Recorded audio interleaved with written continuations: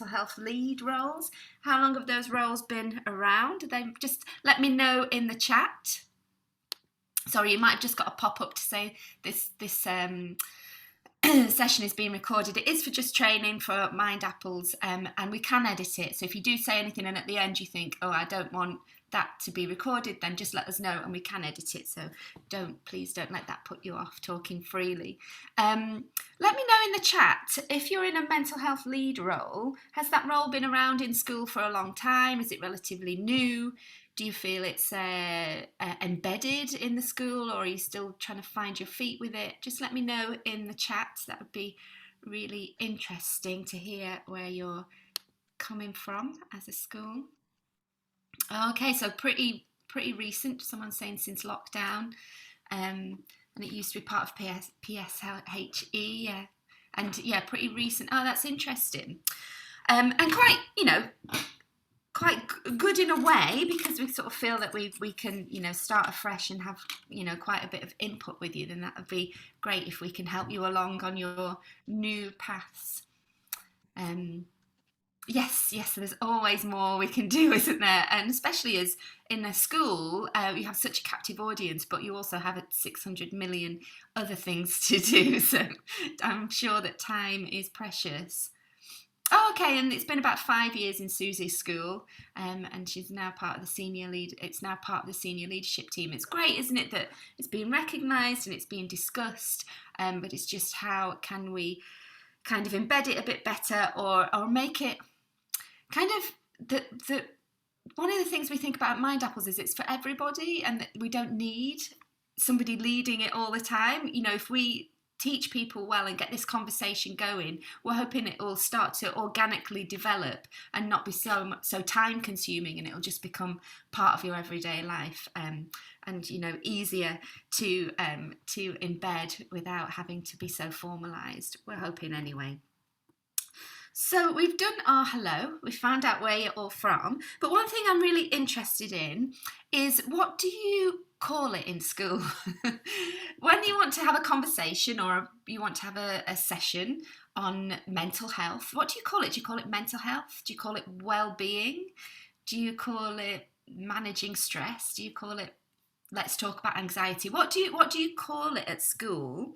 Do you call it holistic interventions? What what words do you use, and are they the same words that the pupils are using? Let me know in the chat what the pupils call it and what you call it as teachers. Do let me know in the chat. Just trying to figure out how we talk about mental health already. What kind of things do we call it? Well-being. Chris and Dana are saying they call it well-being in their school. Yep, that's a nice way of figuring out what we're talking about. Oh, so well-being, mental health, anxiety are used by staff and students. Well-being, mental well-being, yeah. Okay. Oh, so Lauren's saying they have different words depending on the class. Sometimes they call it a check-in, or sometimes they call it mindfulness. Yeah, mental well-being. Well-being and Feel Good Friday. I like that one. Feel Good Friday is a good one, isn't it? Michelle's a fan of that one. Mental well-being. Well-being for the older ones, and then the younger ones, we call it a check-in. Yeah, check-in's one that's used quite a lot, isn't it? I work in football, and I know the young people there call it a check-in. But then I'm not always sure they know what it means, but that's what they call it. Well-being, mental health, or check-in for staff as well. Yeah, so checking in is a term that we're using quite a bit. Could mean anything, couldn't it? I guess that's one of the benefits of using that word. It means, it could mean absolutely anything. That's interesting. Thank you so much for sharing that. So we're going to talk a bit more about that. What do we call it? How do we get the messages across? But first, let me just tell you a little bit about Mindapples. We're on a bit of a mission to promote healthy minds in life and work.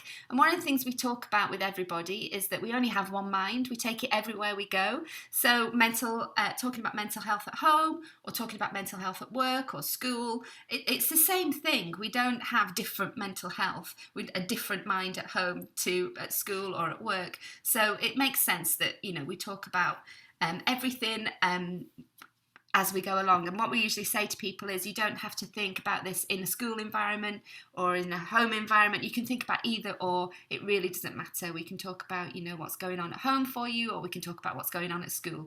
It's the same mind that we're using. So we try and not draw a distinction between the two, that we're only here to talk about school stuff. The home stuff, I'm sure you're aware, is super important and can really influence the school stuff and vice versa.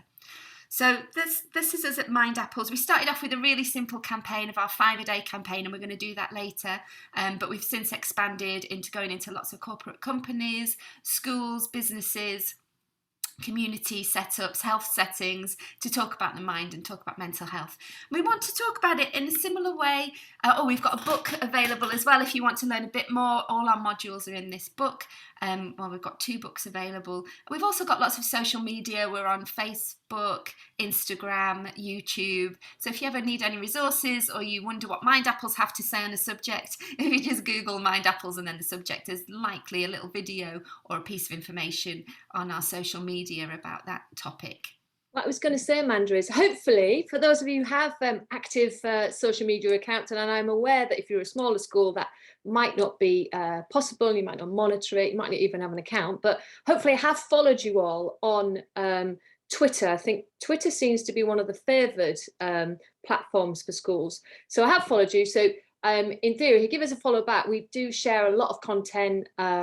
Feel free to tag us in anything you do, because we want to tell the world. We want to tell all schools should receive this training.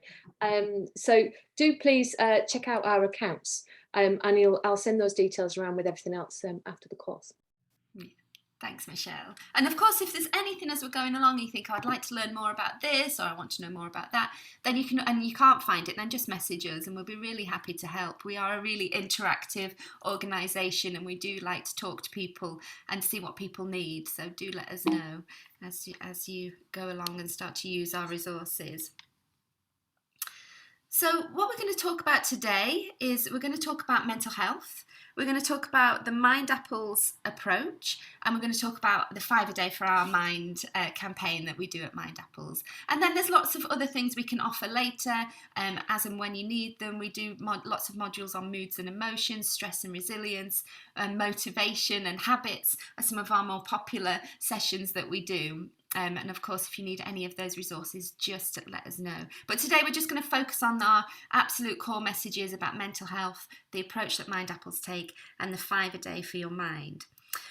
So some of you mentioned already doing the mental health first aid, and I'm just wondering, where else do you go for your mental health information?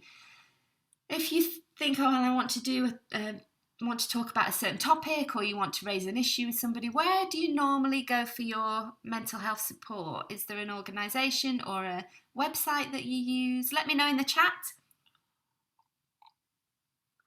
And I can see what kind of resources you already have or what kind of resources you're used to using. What do you normally do?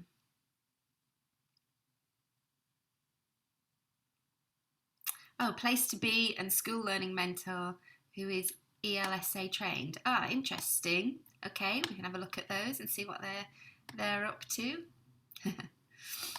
Of course, I've got 6-year-olds, so ELSA just means Elsa from Frozen, but I'm sure that's not what it is. Anything else? Anybody else got some good websites they use or interesting resources? Or has the school got any of their own in-house resources? Nurture Leads, okay. Okay, so there's some good videos on mental health, yeah, and ClickView or West OS. Ah, the Anna Freud Centre, yes. National campaigns, yes, we do that at the football. We link up to national campaigns too. Oh, and you've got a counsellor. Oh, that's a great resource, isn't it? Having a school counsellor that you can talk to and get tips and information from. That's brilliant, thank you. Well, we're hoping you're going to add Mindapples to that list. As I said, we are, always available for help and support. And chaplaincy support, yes, that's an important one for schools as well, isn't it? Pastoral support and different, what have we got here? Support, counselling and Quell and Coth, and yeah, lots of different resources. And resources for the staff as well. Yeah, that's an important one, Jo. Thanks for mentioning that. It's not just, today's talk is not just about the pupils and the children in your school, it's about you as well, and how you look after your mental health, because of course that is a good place to start, isn't it? Looking after your own mental health, knowing a bit about your own mental health puts you in a good position to support others. And as I said, I hope you will now add Mindapples to your list. We've got lots of resources available that we can send to you or signpost you to, and we've got lots of different sessions and bits of information that we can use. We get all our information from insights into neuroscience and psychology, so all our information that we share is evidence-based, it's pretty accessible, nice and colourful, just like this presentation today.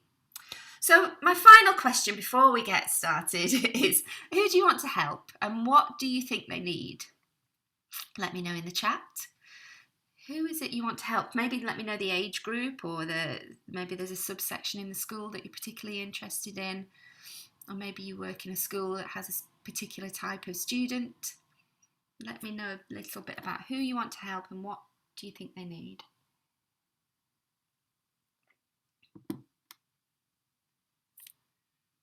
The whole school, including staff. Yes, that's great to hear. Somebody likes a challenge. Just everybody. Oh, somebody here specifically to help the staff, yes. And then once the staff are ready, then, that's a good start, isn't it? All children and staff, pupils 4 to 11, and staff to be able to signpost parents. Yeah, parents is an interesting one, isn't it? Yeah, being able to offer support to parents when they come to you and being able to signpost them and let them know where they can go for support and assistance. I'm going to write that one down. Maybe we can talk a bit about that one later.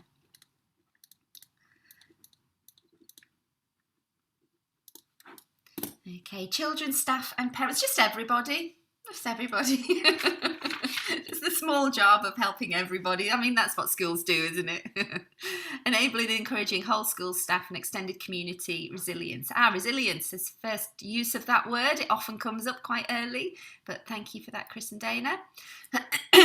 Excuse me, I've got a bit of a cough today, not corona. Had a test. Pupils who find it difficult to communicate their own emotions as well as staff. Yes, that's an interesting one. Some people are pretty good at talking about their feelings and their emotions, and other people really struggle. So having a framework and a structured way to do that it can be really supportive. So hopefully today will give you that. Thank you very much. So today's training, the first part, we're going to look at changing minds. We're going to look at what is mental health. We're going to look at some key terminology. We're going to look at some facilitation tips, how you can get the conversation going. And then we're going to look at our Mindapples principles. We have 10 in total. And we have this little handy booklet that maybe you've already got, or hopefully you've already got, which explains the principles in it. And I'll be running through those and explaining them in a bit more detail. And then in the second part, we'll have a short comfort break. In the second part, we're going to meet our brain. We're going to look at the unconscious mind. We're going to look at what affects our minds and how to take care of it. So hopefully today will give you a good base, a good introduction of how we work, and then how you can use this in your schools. This is an informal training session. I really do appreciate any questions, comments, ideas that you have. So just put them in the chat, or even take yourself off mute if you've got something that you really want to comment on or you want to ask about. I'm really open to hearing your views and hearing your questions. So don't feel that you have to wait to ask. Just ask if anything pops into your head. So we're going to talk about the Mindapples approach first to health and well-being, and how we are aiming to change people's minds about mental health. We want people to understand it a little better.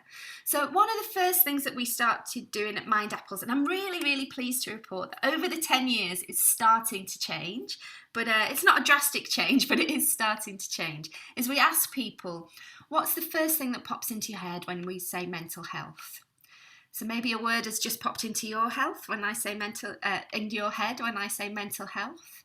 If you want to put it in the chat, that would be great. We can see what kind of things do you come up with. Anxiety, yes, that comes up very often. What other words popped into your head when we said mental health? And all of these exercises are good ones to do with your pupils, asking people, what's the first word? There's no right or wrong, by the way. There's no right or wrong.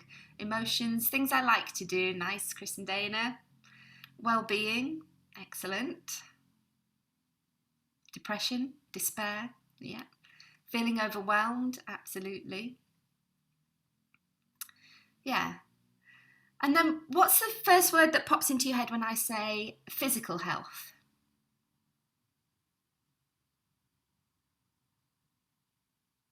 Fat and old. Pain, exercise.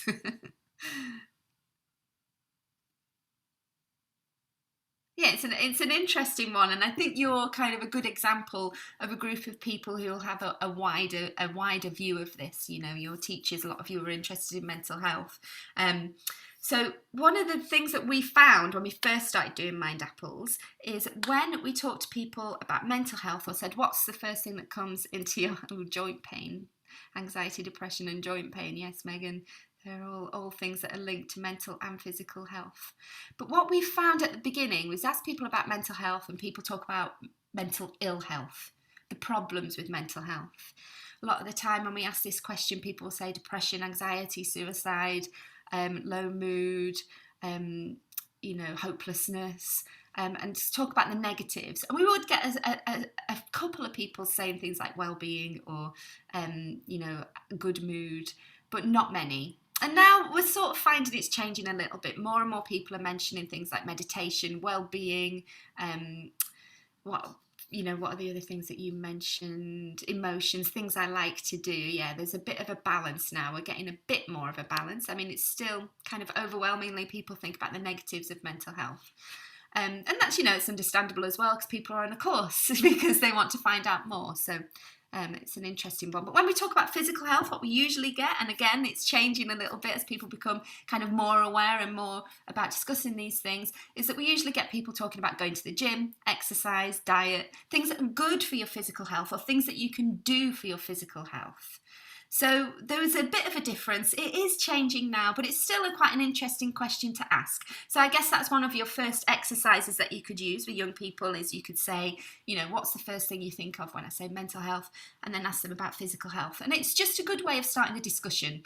And as I say, it doesn't matter what answers you get. Sometimes you get the one where everybody says negative things about mental and positive things about physical, and that's a really interesting thing to point out and ask people about. Sometimes you get a balance of the two, and again, it's interesting just talking about the differences between how we view physical health and mental health.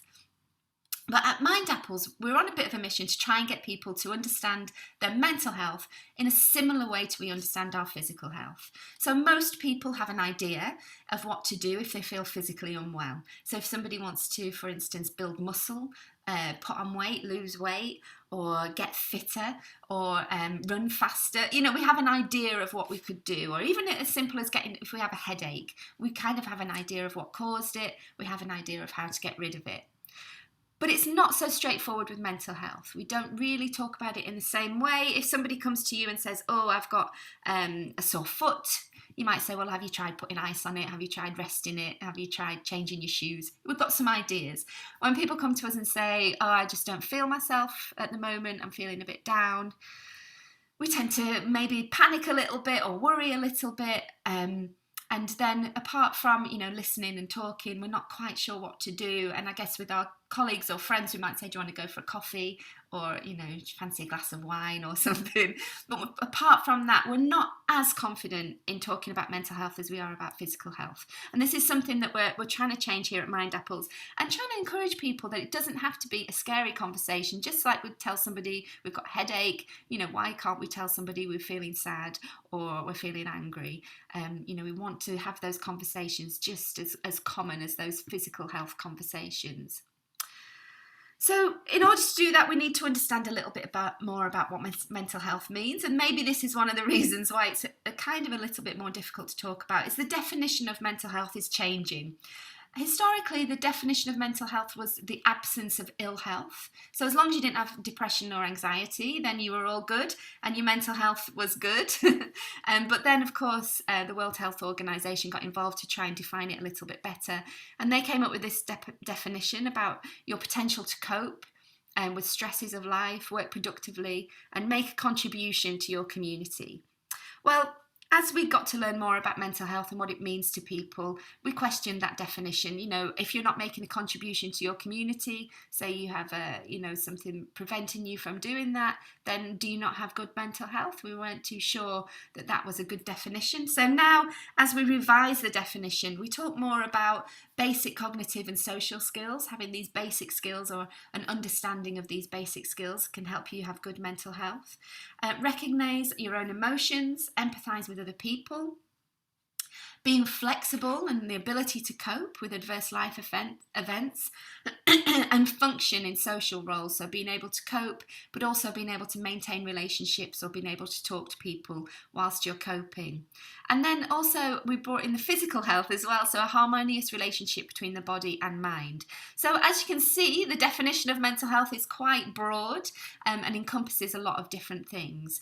So when we talk about our mental health, we're really talking about us as a person, our holistic view of our well-being and our mental health. So it is kind of difficult to pin down, but also that broad view means that, you know, maybe it should be easier to talk about because we're talking about absolutely anything. There's no wrong way of talking about mental health. It can mean lots of different things.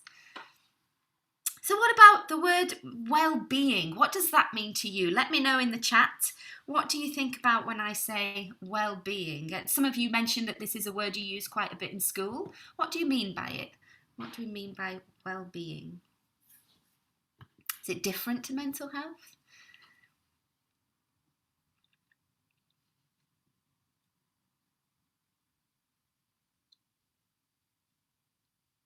What do you think? Again, there's no right or wrong. So well-being means both together, mental and physical health. And well-being is sustaining that good mental health. So it's okay to have good mental health, but how do you sustain it and try and put in preventative measures, proactive measures to avoid poor mental health? Yeah, looking after your mind and body. And Helen's saying it's being healthy and happy, coping with life and having strategies for when it's challenging. Yes, very good. Holistic health, holistic living. Megan and Claire both using the holistic word there. And Lauren, overall awareness of mind and body. Yeah, so just an awareness. Yeah, we don't even have to do anything to understand well-being. It's just being aware of it and knowing about it, keeping an eye on it. Absolutely. So is it different to mental health? Looking after the self in a positive way. Yeah, it's more about it's more of a thing to do, is it? Well-being, it sounds that way, that you're viewing it as a thing to do rather than just something that happens to us. Yeah, it's an interesting one. And when we talk about well-being, people often think it's a bit softer than talking about mental health, a bit more accessible. When we talk about well-being in the workplace, this can be sometimes a problem because people don't take it very seriously. It's a nice thing to do if you've got the time, but it's not essential. Whereas when we talk about mental health, people are like, oh, that's serious, that's a medical thing, we need to talk about that. But well-being, it's like what you do after work. It's what you do in the evenings is the well-being stuff. We don't do that at work. Or, some places are getting a bit more understanding of well-being and its importance, and they have it at lunchtime, don't they? Lunchtime yoga session or, something to improve your well-being when you have the time for it. So you can see that talking about mental health or talking about well-being, it's kind of slightly different, but almost the same. So this conversation really is about that there is no wrong way to talk about mental health. If you want to call it well-being, call it well-being. If you want to call it mental health, call it mental health. It's up to you. I tend to say that I talk about mental health when I want to be taken seriously and when I want to be more accessible and get people talking with me, I call it well-being. So it really doesn't matter what you call it. It really depends on your audience, and it's just something to think about. Is well-being more accessible, or is well-being, will people think it's not important, so we need to call it mental health? It's up to you. There is no right or wrong. It's just an interesting kind of observation of sometimes it can feel or look different. So well-being is the state of being comfortable, healthy or happy. So as you can see, it's a much more straightforward definition than mental health, and it's just about being comfortable, healthy, or happy. And that's a nice, accessible way to talk about our mental health, isn't it? Everybody wants to be comfortable, healthy, and happy. So it's a nice way of introducing it. But having high well-being is not the only way to have good mental health, and having high well-being does not always mean you've got good mental health. It's a little bit, the relationship between the two can be a little more complicated than that. So we have this little diagram here to show you what I mean. So we have at the top high well-being, at the bottom low well-being, and we have at one side poor health and the other side good health. And you can see you can have good health but low well-being. And that is kind of surviving mode. That means you're just surviving. And I think if we look back to some parts of the pandemic, we were in this state, weren't we? We were getting up every day the same. We were getting through the day, coming home, collapsing in bed. And I would say, personally, I had low well-being during the pandemic. I was, homeschooling, going out in the freezing cold every day with my kids, putting on a brave face, coming home and doing some work when they'd gone to bed and then going to bed myself. I had low well-being. I wasn't really looking after myself. I wasn't really enjoying each day. It was a bit like Groundhog Day. But my mental health was okay. I wasn't depressed or anxious. I was okay. But I was just surviving. And then if we move up, we've still got good mental health, but then we have high well-being. Well, this is the nice place to be. This is when we're thriving. We're enjoying life. We've got things to look for every day. We've got a bit of a spring in our step, and we're thriving. And I don't know if some of you, a famous conversation about the difference between surviving and thriving, Meghan Markle had, and said when she, wanted to leave the royal family that she was just surviving. She wasn't thriving in that role. She wasn't really enjoying every day. So thriving is about having good well-being and also good mental health. And then if we move over, we've still got good well-being, but we might have poor mental health. We might have a mental health condition that we are controlling. It may be that we're on medication, or we have a good network of people around us that are supporting us. And we feel like we still have this clinical diagnosis of maybe depression or, something along those lines. But our medication is managing it. We've got high well-being and we're enjoying our life. We're okay. Even though our mental health might be poor, we actually feel that we have high well-being. And then there is this area, the red area, which is not, a nice place to be, is when our well-being is low and also our mental health is low. So it may be at the point where we're trying to get a diagnosis for a mental health condition, or we're not really aware of what our mental health condition is, but we just know that we don't feel good, and our well-being is low too. We're not enjoying life. We're not really doing our everyday activities. We feel like we want to stay in bed. We just don't feel ourselves. We feel like physically and mentally unwell, and this is where people are struggling. So as you can see, health and well-being does correlate, but it correlates, sometimes it can be in a positive way and sometimes a negative way. So it depends how you're looking at it. So it's not always the case that people with poor mental health have poor well-being and vice versa. So it's just something to be aware of, that people can be in a good place with a mental health condition. So what about happiness? What does that mean? Some people mentioned happiness, or the definition of well-being mentioned happiness, didn't it? That people feel happy. But what does happiness mean to you? Let me know in the chat. What does happiness mean? It's a state of mind. Yes, Claire, it is a state of mind. Is it a feeling? We feel happy. Yes. Is it something we work towards, strive for, comes naturally? What do you think? Being content with life. And all of these questions, of course, are questions that you can ask your pupils, parents, staff. What do these words mean to you? A sense of contentment? Yeah. It's a goal, an outlook, and a response to circumstances. Yeah, it can be. Absolutely. Yeah, and there's lots of different definitions of happiness, but it can mean everything from just an activity you enjoy to the meaning of life. It can mean everything in between. It's quite a difficult one to pin down, but the definition we've chose is like good fortune. So it can even be good luck, whether you're happy or not. Pleasure, contentment, and joy. So it is an emotion. We're pinning it down as an emotion. The emotion is joy. But it can mean lots of different things to lots of different people. And of course, what makes us happy can really vary. So, again, as a standalone conversation about our mental health or our well-being, we can just ask people, what does happiness mean to you? We can use this as an art project. We can ask people to draw what happiness means, or we can ask people to try and define it, or draw or talk about things that make you happy. What is happiness? And it is, it's a big conversation. It's, and as people start to talk about it, they realize, actually, I'm not sure, and it means a different thing for me as it means for them, and that's okay. There's no right or wrong answer. Happiness can mean all these different things. It's not that easy to define. And of course, Mindapples, we have some videos on trying to figure out what happiness is and how do we get more of it. I think that's one thing most people agree on is we want more of it. We all like it. Nobody doesn't really like happiness.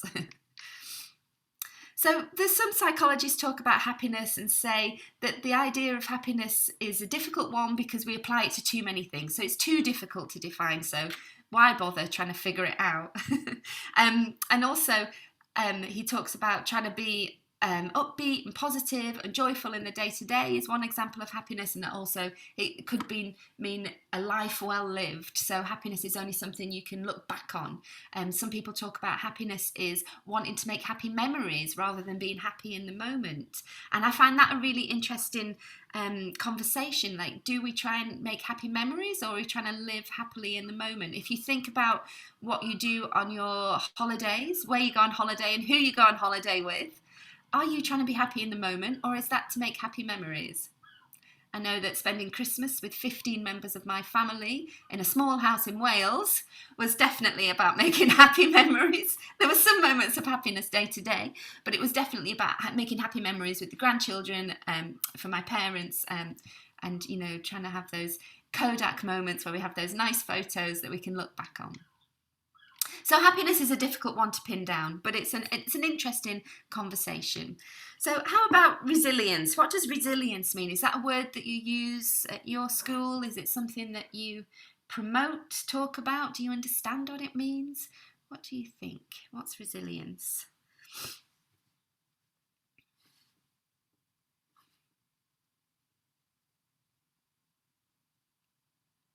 To just keep going. Absolutely, Claire. That is a good one. Just keep going. I think that might be my favourite definition of resilience.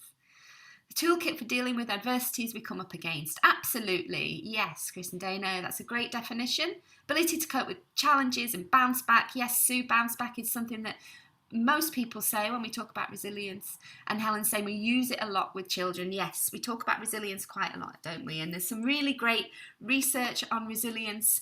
Here at Mindapples, we define it by a set of conditions that allow individuals to adapt to different forms of adversity. And we talk about resilience as a relationship between the person, their environment, and the people in their environment. So resilience isn't something you can really do on your own, although an aspect of it is about you as a person. There's these really interesting studies that Norman Garmesi did and started in the 70s. Yes, having the tools to carry on, absolutely. Well, Garmesi studied children in the 70s up until adulthood and looked at what helped them thrive in difficult circumstances. And rather than looking at what went wrong, so I think one of the studies was about children of parents with alcohol problems. Mostly psychologists would focus on, children with alcoholic parents, did they become alcoholics too, and why is that? Whereas the studies of resilience looked at those that didn't become alcoholics and why not, and looked at how resilient they were. So we're looking at protective factors, and looked at the different things about their personality that made them more resilient, but also about their environment and the people in their environment and the relationships they had that make them resilient. One of my favourite stories about resilience is a YouTube video, I'm not sure if you've seen it, about Ian Wright, the footballer. Had quite a difficult upbringing, but he had a teacher, Mr. Pigeon, I think he was called, or something like that, and this teacher was the person in his environment that helped him become more resilient. So Ian Wright obviously had the natural characteristics of a good sense of humour and good communication skills and an absolute goal that he was striving for, which was playing football. But his teacher, Michelle's just posted the video, get your tissues ready, it's very emotional. His teacher helped him be more resilient by believing in him and giving him the tools that he needed to move on in his football career. It was a really moving video of him meeting his teacher again. He thought he was dead, and then they brought them back together, and it was very moving. Oh, Claire's already used this video with staff. Yeah, it's a brilliant one, isn't it? It's really good. Look at resilience, and that it isn't just about you. And this is the problem with resilience training. Sometimes people say, right, this work environment's terrible, so you need to be more resilient. And at Mindapples, we go into the workplace and say, actually, is there anything that you could do to make this workplace less terrible? It's not just about the individual to be more resilient. It's also about the environment they're in. You know, of course, we want to stop bullying. We would never say to somebody, oh, you know, you're always being bullied, you just need to be more resilient. We try and cope with the bullying as well. I mean, you know, both together is a good approach, but, you know, you wouldn't just ignore the things in the environment that are making it difficult and just say, be more resilient. So when we talk about resilience, I think it's a good thing to acknowledge that the environment plays a big part, and protective factors can only take us so far. So resilience is another good one to talk to people about and say, what do you think it means? What makes you resilient? And get people really thinking about what they can do to become more resilient, or what natural attributes they already have that make them more resilient. And we also, sometimes we talk about difficult situations that people have overcome and remind people that they have innate resilience and that they've already done it, especially kind of exam time. You've done this, you can do it. Remember last year you felt the same, you used your resilience, you dug deep, you got through it. So as you can see, there's lots of different words we can use. That's really nice, Claire, that she uses the Ian Wright video to help staff realise they're good enough and can make a difference to children. Exactly. Mr. Pigeon did not say, I'm a mental health expert, I will make this child more resilient. He was just being a kind and genuine teacher, and the difference he made was absolutely phenomenal, and that was just his innate ability to just be a good person. He wasn't professionally trained. So yeah, what we call things is interesting, and how we talk about things is a really good way of starting to talk about our mental health. It doesn't need to be a heavy, deep, personal conversation. We can have these general conversations to people who may not even know we're talking about mental health. We talk to people, what makes you happy? You know, some people don't even realise that that is a conversation about their mental health, and even their resilience, because the things that make us happy make us, you know, more resilient if we can find joy in life. So there's different ways of talking about it, and there's no wrong way of talking about it. Whatever people's definition of well-being, mental health, happiness, resilience, it's up to them. There's no wrong definition, really. Everyone has a basic understanding of what it means, and it's okay to have, you know, to talk about that and talk about different understandings, different meanings, and different ways we explore that, you know, what that word means to us. It's, you know, it's a good way of starting the conversation, and it's a very kind of inoffensive way. It's not scary at all to have a conversation about the English language, basically. But labels do matter, and when we're talking to other people about what we are offering or what we want to talk about, then it's good to think about your audience. If we offer health screenings, there was a study done saying that, you know, if we call things health screenings, mostly women would come along. If we called things fitness tests, mostly men would come along. If we call things well-being, some people may think, oh, I haven't got time for that. Other people may think, brilliant, I really need some well-being. If we call it mental health, some people might say, oh, that's a serious subject and I want to be involved. And other people may be like, oh, no, that's too scary for me. I don't want to talk about my mental health. So what we call things matter. And what I do in my role when I'm trying to promote what I do is I change up the words depending on who I'm talking to, or even in the same sentence, you know, I'll change the words. You know, it's a conversation about mental health, which means looking at our well-being and how we can improve it. You know, you can use all these different words to get the conversation going. And it's just about being mindful that what we say and how we use these words, you know, it matters to people. So what kind of things stop people talking about it? If it's such an open conversation, there's no right or wrong, there's lots of different ways to talk about it, why don't we talk about it more? What do you think's stopping people from talking about it? Let me know. Let me know what you've come across. What barriers do you have?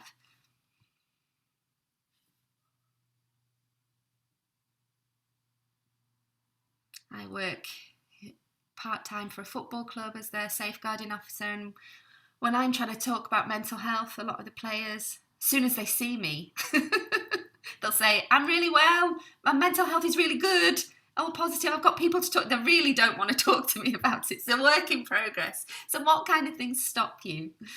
Worried about what other people may think, yes, and I think that's a point with the footballers. They're worried that if they've got problems, they're not going to get picked for the team, and people may think that, that they can't play properly. People think they're a burden. Absolutely. Yes, that one too. I don't want to trouble you. It's, you're very busy. I don't want to take up your time. Some people see it as a sign of weakness. Yes. Some people are letting out their emotions or worried about letting out their emotions. Absolutely. Am I going to start crying if I talk about this? Fear of being judged or embarrassment. Yeah, I don't want people to know that I'm feeling this way. Is it just me and everybody else seems fine? Why am I not coping in the same way as everybody else? Yeah.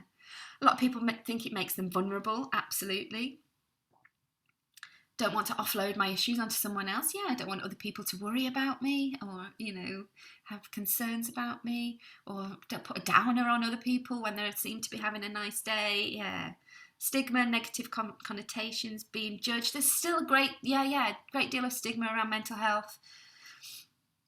Yeah, some people feel like resilience is such an important part of the job description, so that admit they're not coping would be seen as incompetence. Oh, Megan, yeah, absolutely. Yeah, that's so true, isn't it? That we talk about resilience, but that's one of the reasons why at Mindapples we talk about the environment. Resilience isn't all about you as a person, it's about your environment too, and the pressures you've been put under and the support you've got access to. It's not just about you.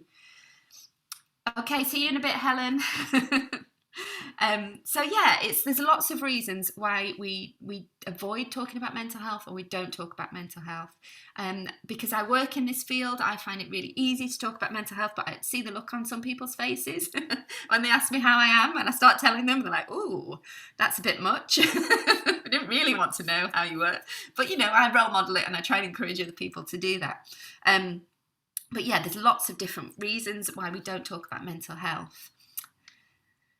Stigma, of course, we talked about. There's a long history of myths, misunderstandings and prejudice. So even a fact busting quiz is a good place to start to look at the stigma. There's some quizzes online, talking about, some of the facts about mental health, and busting some of those myths that are not true about mental health. Some people are afraid of saying the wrong thing. But as I've shown, there's no right or wrong when talking about mental health. It's quite difficult to say the wrong thing, although if you worry too much about saying the wrong thing, then you're more likely to say the wrong thing. So yeah, people worry about that, or think it's not worth talking about. Well, it's just my problem, no one's interested. But actually talking about your own mental health is a really good way of role modelling for other people to start talking about their mental health. There's a really conversation to be had behind the stigma and the prejudice, and it's not just about saying, right, me and you in a room, let's sit down, tell me what you're thinking, tell me how you're feeling, tell me your innermost thoughts, what's happening at home. It's not just that. There's a bigger conversation, and as I've just shown, we talk about happiness, resilience, whatever. We can talk about it in a really non-threatening and non-personal way. And what we found at Mindapples is when we ask people, they do want to talk about it. People do want to talk about it. You're all here because you want to talk about it, and you are not alone. I think the statistic was about, we asked people if they want to talk about their own mental health, and it was about 50-50. And then we asked people, do you want to hear about other people's mental health, or do you want more people to talk about their mental health? And it was about 80% of people said yes. So we're really interested in it as a subject and as a conversation. But we are really keen in talking about it more, but we just worry that nobody else wants to. But let me reassure you that they do. I'm from the north, so what we do on public transport is we talk to the person next to us. And quite often when I was working in drug and alcohol services or mental health, and get talking to someone on my way to work, they'd ask me what I did, I'd tell them, and they would always have a neighbour, a relative, a parent, a child, and they'd want to talk to me about their mental health. it is a conversation that people really, really want to have. It's just that we're not sure how to do it. And giving you some tips today is hopeful that you can role model this and encourage other people to start talking. So here are our 10 principles. We have them in this little booklet here, and these are the basic principles that we've come up with using science and research, and asking people, you know, what kind of works for you when we talk about mental health. So if somebody starts a conversation, or if you find yourself in a conversation and you start to realize, oh, this is a mental health conversation, then here are some of our principles about how to talk about our minds. Well, the first principle is that we all have mental health, and everyone can benefit from taking care of their minds and talking about it. So one of the things that we found is that when people ask us for support or help, they say, oh, because there's somebody in that team whose brother's got mental health issues, or there's somebody at work that's off sick with depression, so could you come in and talk to them? Or there's somebody that's really struggling and seems quite anxious, so we think it'll be helpful for them. No, let's forget that approach. This is for everybody. Yes, there are certain people that need extra support, but we want the conversation to be for everybody. You don't have to have a mental health problem. You don't have to have concerns about your mental health to talk about it. Let's start making this a normal part of everyday life, talking about our mental health, our good mental health, as well as when things aren't going so well. So getting everybody involved rather than just sections of people that you think might benefit. Get everybody involved to talk about it. We all have mental health.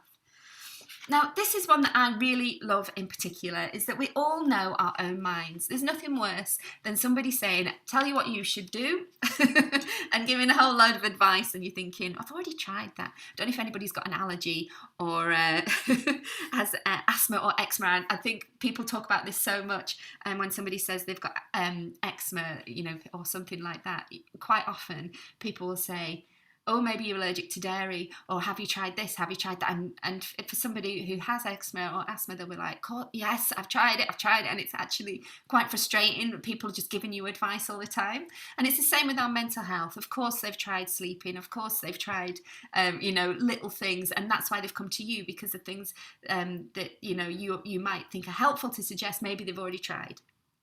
So a good way to start is to say, what have you tried already? Or tell me what you're doing at the moment. And people do know what they're doing. They all know their own minds, and they know what works for them.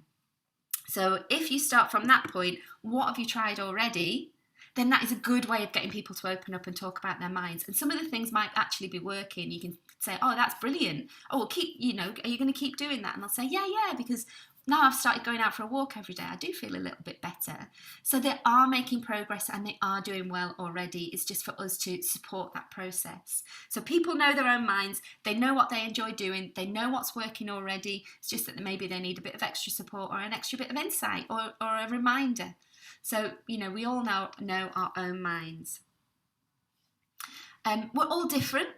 So we all have different ways and individual ways of looking after our minds. It's not quite the same as physical health in this sense. So, you know, if somebody has a heart problem or high cholesterol, then there's pretty much a path that you go down of how to treat it. Whereas with our mental health, it's not as straightforward, and people have lots of individual ways. So getting the conversation going about positive mental health, asking people how they look after their minds, is a really good way of sharing those ideas, without telling people what they should do. We're all different. I know that yoga, meditation is really good for our minds, but personally I really cannot stand doing yoga. I find it really boring and frustrating. It's not good for my mental health. I keep trying it because I want to be good, but we're all different. I like running helps me with my mental health rather than yoga. And I know if I suggested to other people, oh, you should go for a run, they would probably think there's no way I'm doing that. So we are all different in how we manage our mental health, and we all find different ways. So let's get the conversation going and listening to people. Our fourth one is to promote the positives. So we like to look at things in a more positive way, so looking at what the end result could be rather than what the risk is of not doing it.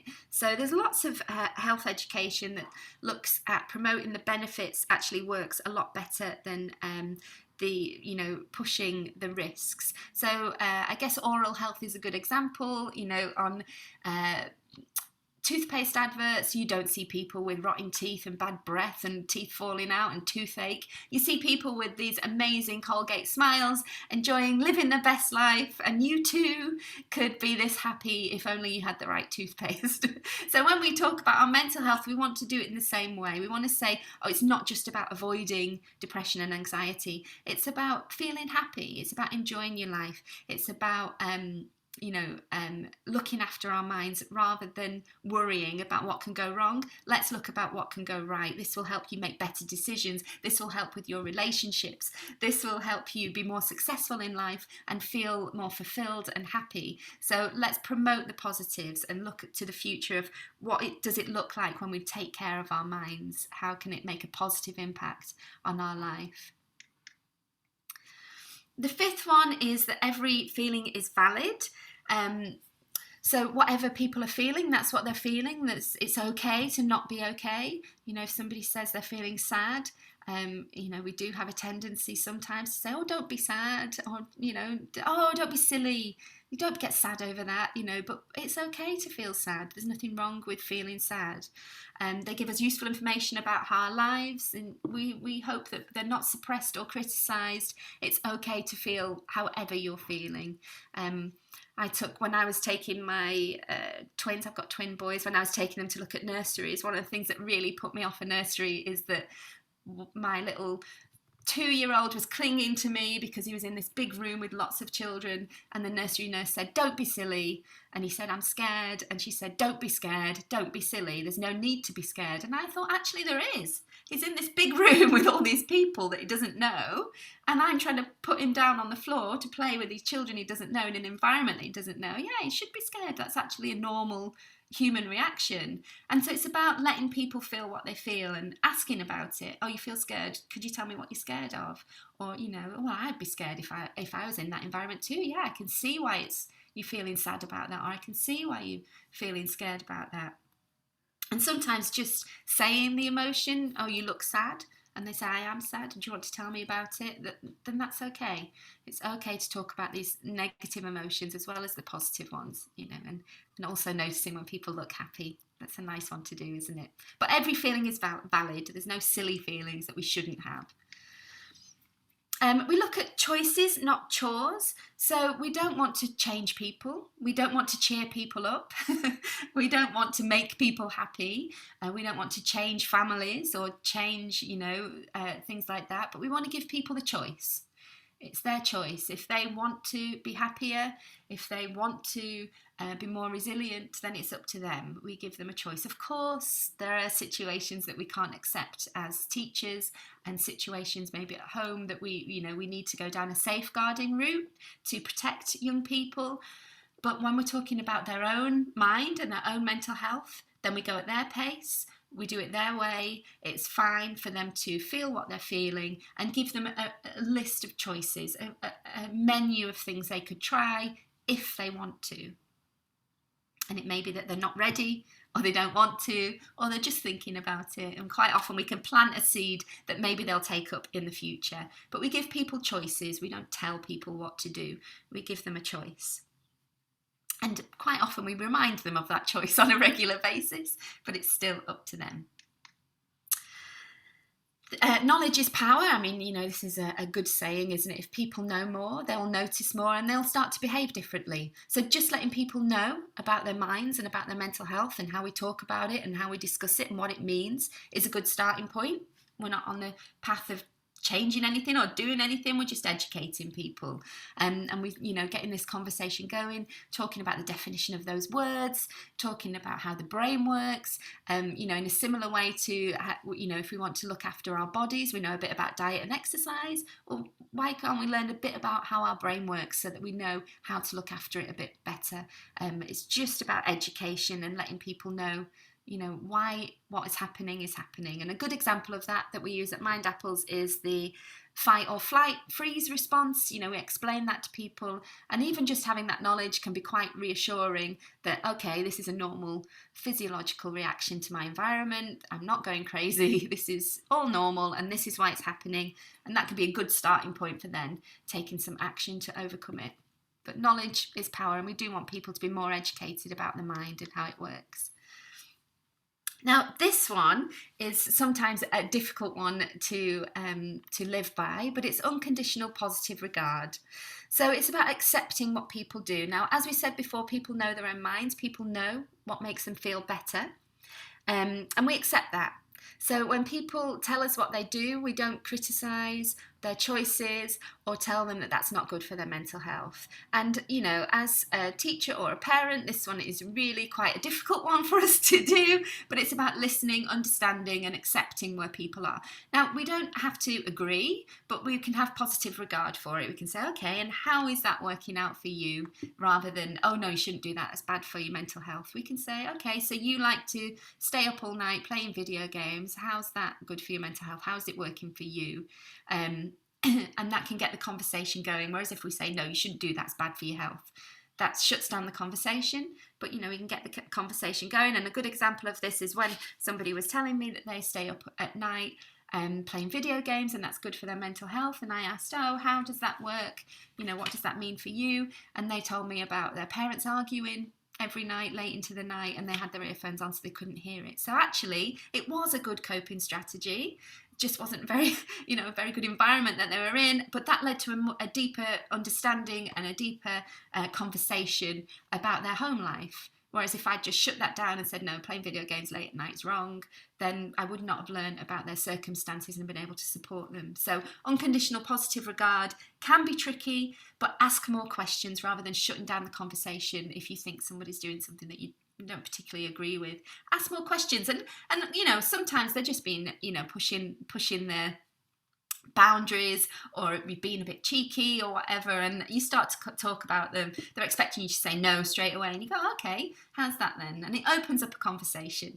And sometimes I'll go, actually no, I know it's not good for my mental health, I don't really do that. Or they'll change their mind, or it'll make them think, oh actually yeah, it's quite yeah, it's probably why I am tired and why I'm grumpy all day. It's probably because I'm staying up all night, you know, and it can help them figure it out for themselves.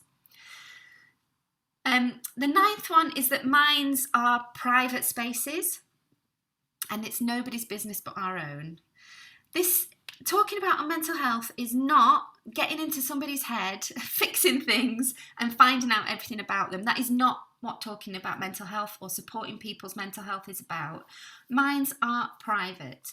Now, sometimes you think, well, yeah, as a safeguarding, we need to know what's going on, but there's ways of getting around that. We don't need to know everyone's personal thoughts and feelings.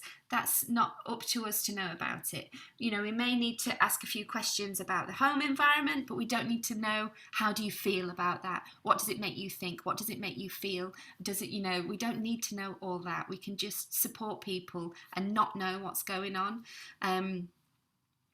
A good example of this is when people say they don't want to talk about something or that they're fine. You can see that they're not fine. You may say something like, oh, you look like you've been crying, are you sure? And they may say yes. We'll say, okay, that's okay then. We'll just keep an eye on it and we'll respect your need for privacy. If they're crying and fighting with people, then, you know, maybe we do need to know about it, or we need to know why they're fighting. So we could say, okay, it's okay to feel angry, but it's not okay to hit people. It's okay to feel sad, but it's not okay to miss class.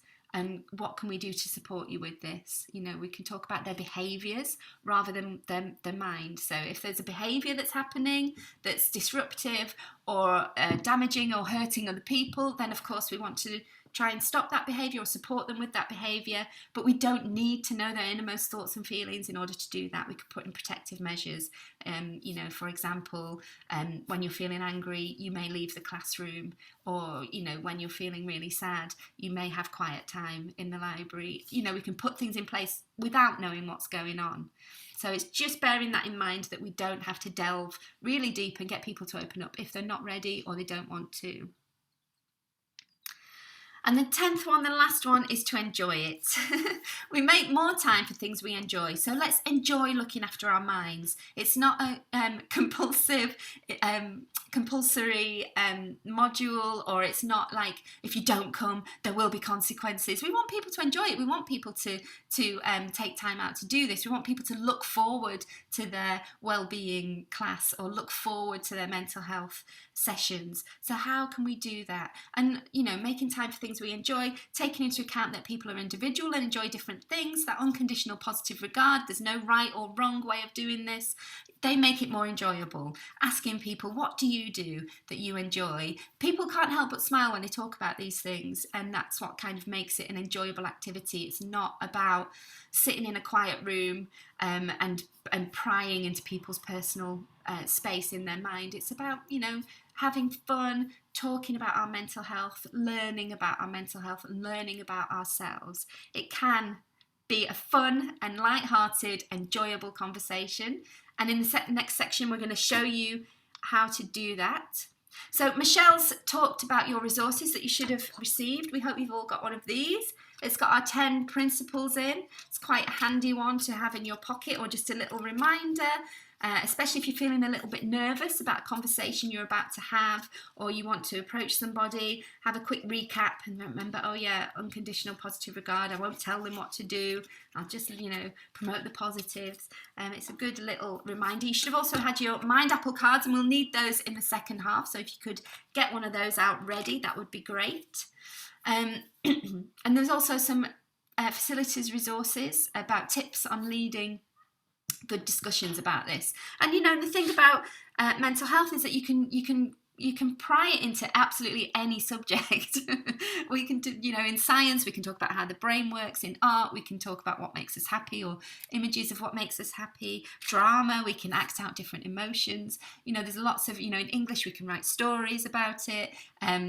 Maths, I'm sure there's some way of looking at how our brain works and figures out maths problems. There's lots of interesting ways we can start talking about our mental health, and it doesn't have to be formally labelled as a mental health discussion. So we're going to have a comfort break because, it's really important for us to look after ourselves. So we'll just have a comfort break, maybe until 5:30. Maybe we could come back at 5:30, or maybe 25 to. Let's have a 15-minute break. Is that okay with everybody?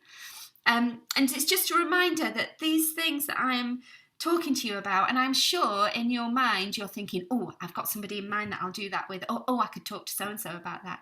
But I also want to remind you, this is for you as well. This is for you to think about in your own life and with your own family and with your own relationships. It's not just for you to pass on to other people. It's for us to start living and breathing this way, and role modelling, talking about our mental health, and role modelling, making it a fun and open conversation. So we'll have a little break. We'll come back at 25 to. I hope that's okay with everybody. Yeah, that's 15 minutes, isn't it? Impact North stuff. So I'm sure Michelle will have a look at those messages now. So hope you're okay. Thanks for coming back. So what we've covered so far, has anybody got any questions or comments or anything that they found particularly interesting or weird, or anything they want to say? Because we talked about mental health, happiness, well-being, resilience, and they're all different ways to talk about our minds, which may allure to the fact that it's easy to talk about your minds because there's not really a right or wrong way of doing it. But then we said, but it's still not that accessible because it's still a sensitive topic. Because of, some people worry about what people think of them if they talk about mental health. But we were looking at how we can make it a good conversation rather than a kind of worrying conversation, how we can make it into an interesting conversation for everybody so we get used to talking about it. Because if we talk about our minds all the time, then when something goes wrong with our minds, we'll be more confident about talking about it. So, but we also talked about how we respect people's privacy, ask a lot of questions, ask good questions, and really take an interest and try and enjoy the process rather than worrying about it. Was there any comments, questions on what we have so far? If so, let me know in the chat. Anything you're sort of thinking you don't really understand or you disagree with, or anything you want a bit more information on, or are we all good to get going?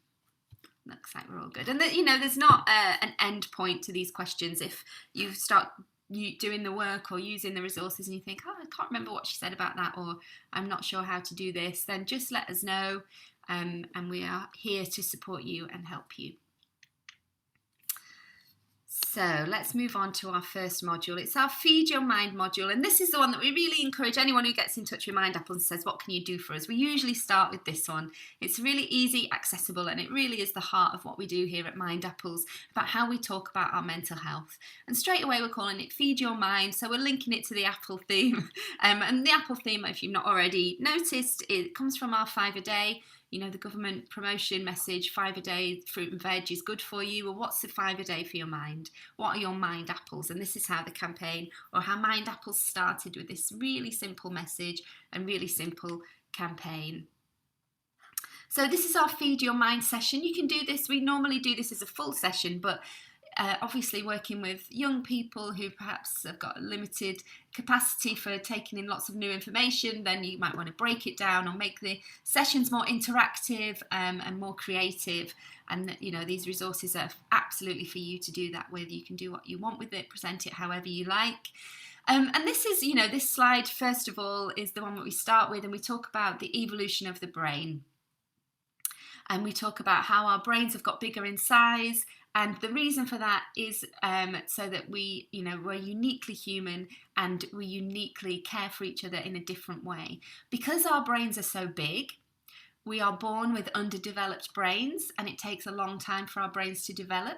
So that means our parents have to care for us for a longer time. So, you know, in the animal kingdom, it's a couple of days before animals are walking and, you know, are hunting for themselves. But for the humans, it takes a few years before people are walking and talking. And this is, you know, for this reason, we think this is why, you know, we are hardwired to care for each other and care about each other. So if people think people don't care, well, it's in our natural biology that we need to care for each other, because we're born very vulnerable, and if we don't care for each other, then we're not going to survive as a species. So it's a very natural thing to care about people. So I like that happy message that comes from brain evolution. But as I said, we talk about the brain quite a bit, how it works, and of course neuroscience is super complicated, so we try and simplify it and talk about what we know. There's a lot we don't know about how the brain works, but we talk about what we do know and understand. So one of the ways we talk about the brain is in kind of a scientific way, and we talk about what different parts of the brain do. And this can be a really interesting activity on its own, looking at different parts of the brain, or acting out different parts of the brain, or thinking about different daily functions and how that bit of the brain influences them. But the first part of the brain to evolve is the primal brain, and it's sometimes called the reptilian brain because all animals have this part of the brain. This is what keeps us alive. But it does very basic functions. It just deals with our hunger, digestion, whether we're tired and need to sleep or if we're awake, and our heart rate and breathing. So it's very primitive, it's very basic, but without it, we would not survive. So we do need it. And it's attached to our spine, and it's right at the back here in the brain. So this is the first bit of our brain to evolve. And then the second bit of our brain to evolve is our emotional brain. Now, when we talk about our brain, most people don't talk about their emotional brain. They talk about their thinking brain, but the emotional brain is a really important part of our brain. It regulates our body temperature. It regulates our behavioural response, whether we're going to take a risk or act in an aggressive manner. It's our emotions are all in there, whether we feel happy, sad or disgusted. And of course, our emotions are really important to protect ourselves, to tell us whether we're safe or not, or whether we feel safe in a certain environment. So they're not to be ignored. They're a really important part of our brain. And of course, it's also our pleasure, reward and motivation. So without our emotional brain, our lives would be pretty boring. We wouldn't look forward to things. We wouldn't enjoy our life. We wouldn't be motivated to do stuff, to see our friends, to play out, to do sport, or to go to school. We'd have no motivation. So our emotional brain is really important, and it's very important for decision making as well. We use our emotional brain a lot for making decisions. And then the final bit, well, this is the bit that most people think about when we say our brain. If we ask people about their brain, they talk about how clever they are, what they've learned, what they know, what information they have in their brain. But actually, that's just one part of our brain. There are another two parts that are equally as important. So this part of our brain is our neocortex, our thinking brain, and this is all about our social learning, our languages, how we solve problems, our abstract thought, planning and organising, being creative, self-control, and all the things that we kind of think make up our personality are in this part. So there's 3 different bits to our brain, and it's an interesting conversation asking people, when they're using different bits, do they notice it? One example I use with adults is maybe about cake. We talk about cake quite a lot when we're talking about the 3 different parts of our brain, and we see each part working sometimes in harmony and sometimes against each other. So, for example, we may be hungry. It gets to about this time of day, actually. We're all starting to feel a little bit hungry, and we see a cake in the staff room, and we think, I want some cake. And our primitive brain that just cares about the glucose, just cares about getting the energy, will want the cake, just eat the cake. Our emotional brain may have a different response. Oh, no, I've not had my lunch yet. You never have cake before lunch. You start to feel a bit guilty that you want to eat cake. Or we may think, oh no, because I'm trying to eat healthy. I'm only eating healthy. I'm cutting out all refined sugar till the weekend. I'm only eating cake at the weekend. And we may have that kind of emotional guilt or emotional sadness. It's not fair. Everyone else is eating the cake and I've told myself I can't have it. We may have an emotional response to the cake. And then our logical brain will step in and say, eat the cake and eat something healthy for lunch, or eat the cake and go to the gym after school, or eat the cake and start again next week with your healthy eating. And our logical brain will step in and come up with a solution. So we're constantly using all parts of our brain all the time. And just to have an awareness of that is actually really useful. So you can maybe talk to people about during sport, which bits of their brain are they using when they're playing sport, or which bits of their brain are they using when they're doing their homework or gaming or talking to friends. How are their different parts of the brain impacting on their behaviours and how they respond and react. Of course, the primitive and the emotional brain are those quick reactions, those emotional reactions when they're gaming, maybe more primitive, but then it depends on what type of game they're doing. Maybe they're using their intellectual brain to problem solve and plan ahead.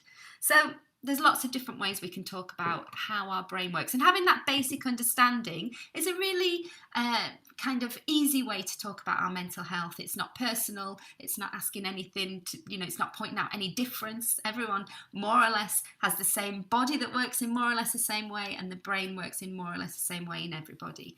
Now, sometimes we get questions about neurodiversity here, and what we say is their brains work in the same way, it's just that they may have need to pay more attention to their differences, but everyone's brain has these 3 parts, works in the same way. It's just that we're all different, and we all pay attention to our differences in different ways. So some people like that scientific approach and like to understand the bits and pieces that make up our brain, and it's quite an interesting subject, whereas other people are more on the creative side and prefer stories. And one of the stories we tell at Mindapples comes from Buddha, and it's called The Elephant and the Rider. And the idea about this is that our brain is the 2 parts, an elephant, a massive big elephant, and a tiny little rider. And the massive big elephant is our unconscious mind, and the little rider on top is our conscious mind. So everything we know about ourselves and our life, and the bit that we talk about and the bit that we share, the part of our brain that we are aware of, is the size of a small person. The rest is the size of a huge elephant. And what we talk about at Mindapples is how do we care for our elephant?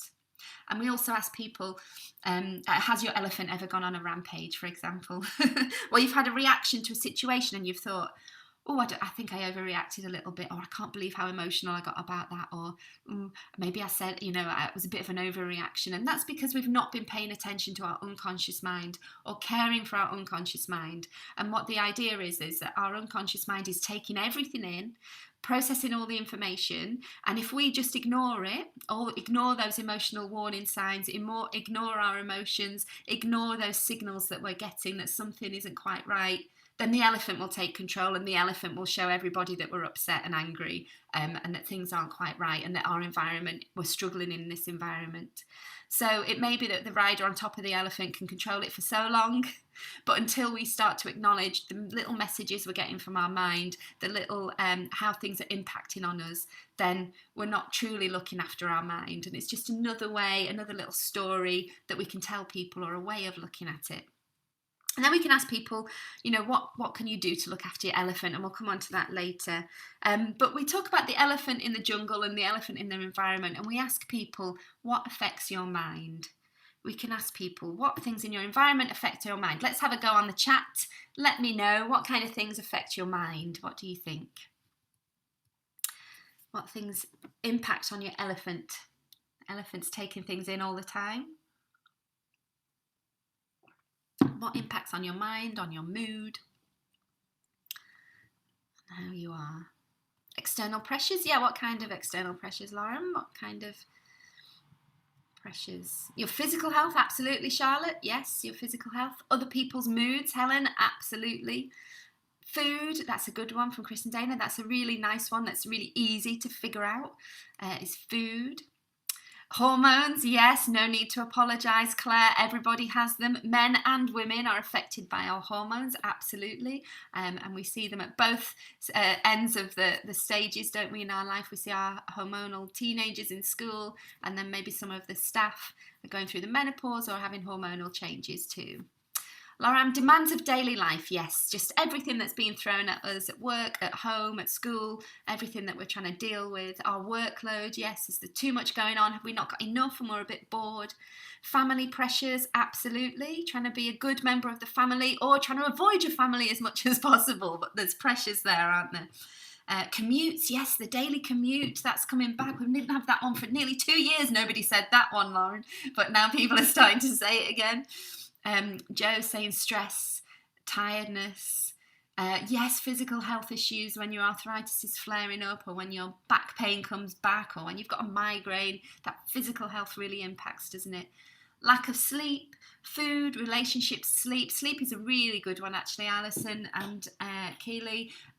Sleep is really, really important and quite often missed. People, don't mention it, so that's a good one. Social media, yes. Time management, yes.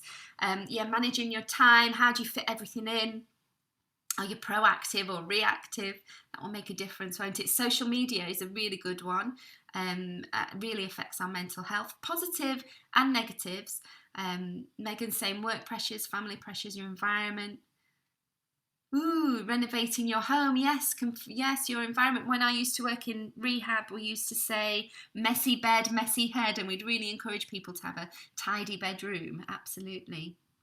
Oh, we've got a free public session on sleep soon coming up. The details are just there if you want to know more about sleep. But yeah, sleep's a good one. But the answer is loads of things. And it's a good exercise to do with people. Ask them what kind of things affect their mind. Well, noise and distractions. We've become more aware of young people and even adults with sensory processing issues, and noise is definitely more noticeable for them, noise and distractions, but it's noticeable for everybody. Everybody has their different tolerance of noises, and especially noises that are unwelcome. So if there's an alarm going off or like a car alarm going off outside, or someone puts the radio on when you're trying to concentrate. So being able to control your noise level is really important. And I know you've probably got children in the class who are the first to be quiet when asked, and others that really struggle to stop talking, and how frustrating that can be on both sides. So noise and distractions is a really interesting one. And there's research to say that actually different levels of noise can help depending on what task you're doing. Absolute silence is good if you really need to concentrate, and a little bit of noise is good for creativity. So working in a coffee shop, for example, or people talking about things, if you're trying to be creative, can be good. Yes, Sue's also brought in worrying about what other people think. Yeah, that really can affect us, can't it? And we'll get to that one in a minute, Sue. Light really affects us. There's so much new research coming on about screen time. Screen time is such a massive issue, isn't it, for young people and adults alike. But the blue light, we're finding different things about the blue light. We've already figured out that it replicates daylight. So using a blue light close to bedtime can really affect your ability to get to sleep, because you're just sending mixed messages. You're saying it's daytime and then you're getting in bed and trying to sleep. So our brains get confused. So that can definitely affect our sleep. And I know a lot of people have got a filter now on the phone, haven't they? But it's not just the light from your phones, it's the messages that you're reading as well just before bedtime can stop you from sleeping. And I'll hold my hand up and say that I do that before bed, have a quick look on Facebook, and then sometimes I'm like, that's really wound me up now. And I can't sleep because I'm worrying about a post somebody's put that's really bugged me and whether I should say anything, and it's not a good idea to check your phone before bed. Fluorescent light, we know that they can produce cortisol and make people feel stressed and anxious. So, most places have got filters on those lights now. And sunlight, we all know how good we feel when the sun's shining. It's starting to come out here in Worthing. We know it makes us feel better. We skip out of bed, don't we, when the sun's out? And that, it produces vitamin D, and it's so good for us to get out in the fresh air and to get out and experience daylight. So light can really affect our minds. Sleep, as we mentioned, sleep is absolutely vital for mental alertness and well-being, and sleep deprivation, it has similar effects to alcohol use. There were some studies shown of it was a driving simulator. Some people hadn't slept much and some people have been drinking, and the results were exactly the same. So sleep deprivation can really affect our moods, and we do need different amounts of sleep to function. My children need no sleep. They've not got to the age yet where they really need their sleep, so they're full of energy. But my teenage nephew, he loves nothing more than just lying in bed all day, and he's really good at sleeping.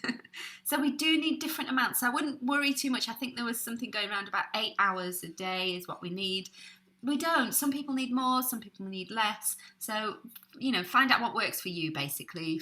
If you're one of those people that doesn't need much sleep, or you're more of a morning person, you want to get up early, then, figure it out for yourself and don't worry too much about what other people are doing. If you feel okay, then that sleep is good enough for you.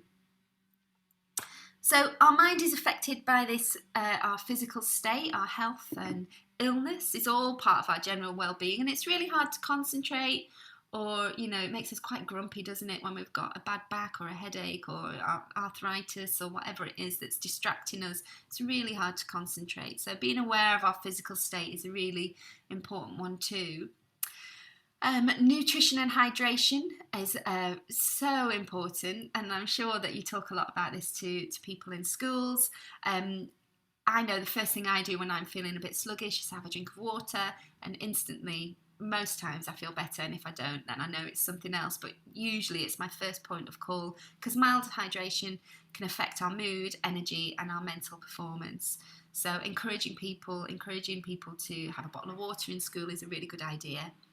Exercise is really important. It can boost our mood and improve our well-being. We all know this, but sometimes we forget. And what the message is that when we are in a grumpy mood, these are good things to check first. If we're in a bad mood or we're struggling, these are good starting points to try and figure out our mental health.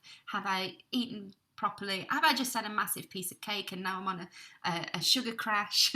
Or do I need to eat something and because I'm just hungry at the moment? Figuring out these things is a really good place to start figuring out how to look after our mind. And of course, contact with other people. Now, maintaining positive social contact is absolutely essential to not only our mental health, but our physical health as well.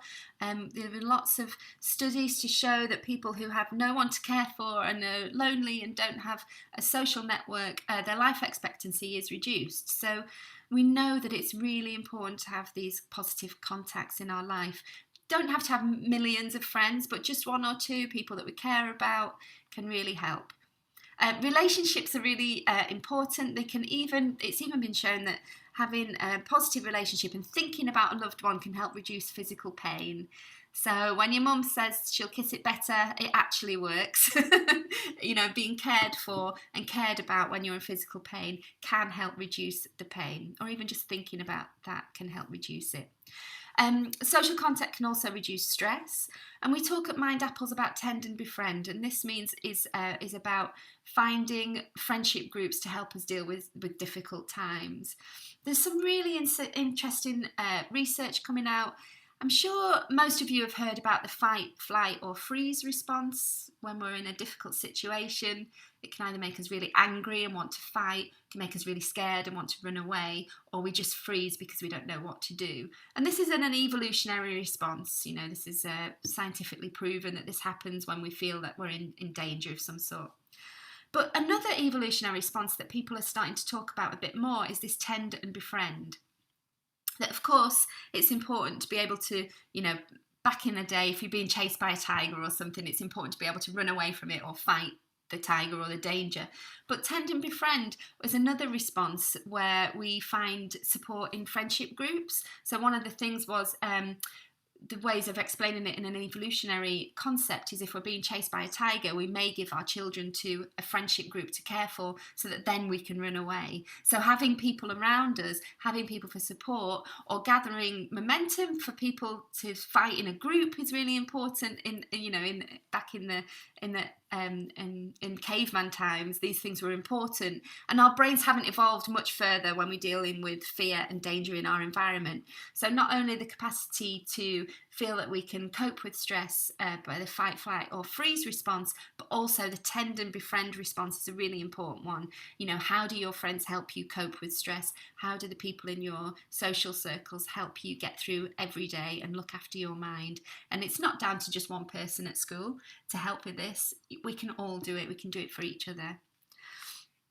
We talked about resilience before. Now, resilience is our ability to maintain well-being in the life of challenging life events and environments. And it is a useful ability, but learning how to cope, respond and change to our situation is something useful to learn about, but it's also really good to know that we're not alone with this. It's our response to our environment. So what's going on in our environment? Who do we have in our environment that can support us with this? Resilience on its own is not always the answer. It's about our environment that we're in. But, of course, resilience and our natural resilience will impact on our moods. Some people bounce back quickly. Some people like change. Some people are good with change. Some people thrive on the drama of change and challenge in life. Other people are more sensitive and find that a struggle. So it's about understanding the individual and what they need to look after their elephant, how their elephant can be impacted differently by life events.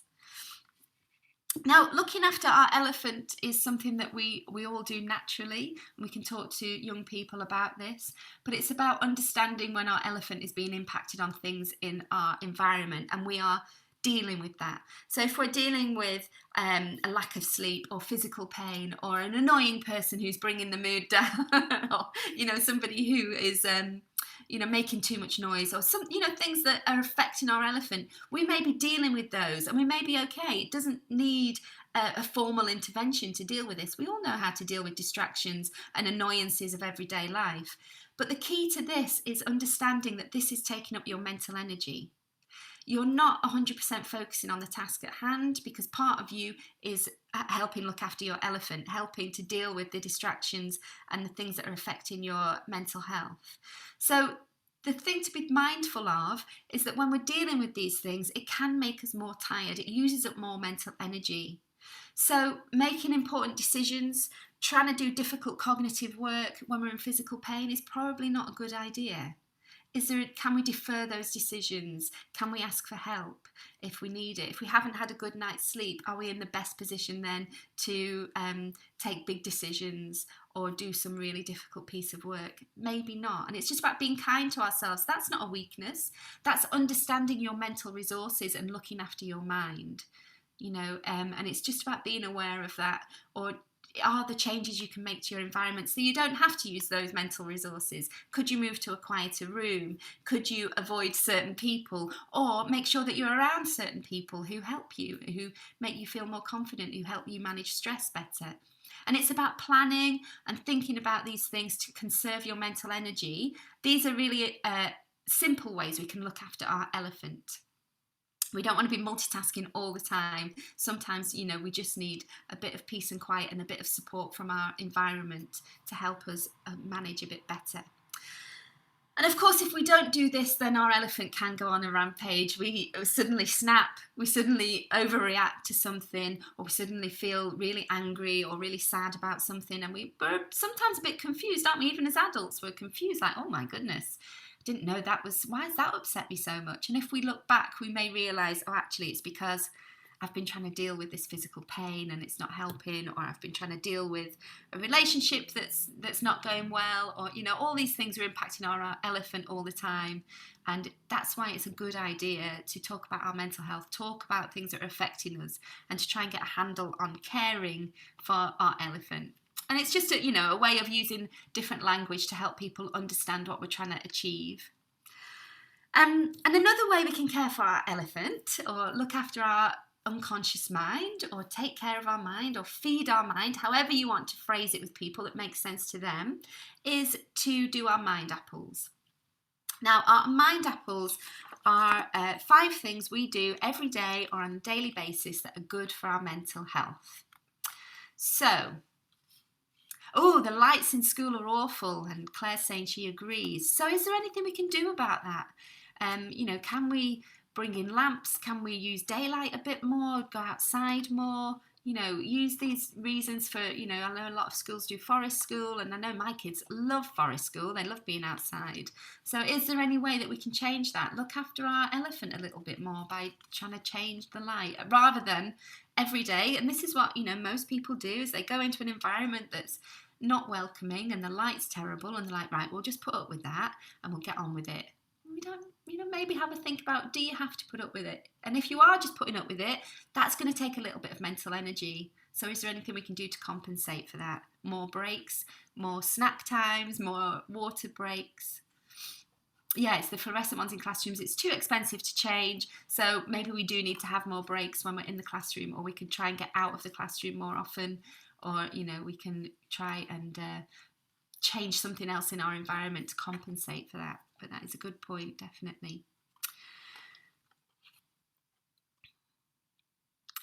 See, there's a good tip here. There's a teacher that teaches mental health and well-being. She has lamps around the room and turns off the class, and the different atmosphere of the class makes a big impact. Yeah. And some people think, well, that's a nice thing to do on occasion, but why can't you do that every day? Why can't you do that more often? It's not something to save for best or, just when we need it. Let's do it all the time if you can. Let's think about that. And if you can't, think about how that's going to affect your mental health, and that you need more breaks. You need more water breaks, more snack breaks, more time outside. So that was a really interesting point about the lighting. Thank you for that one. So what we can do is we can look at what are our mind apples. So it's 5 things we do every day that are good for our mind.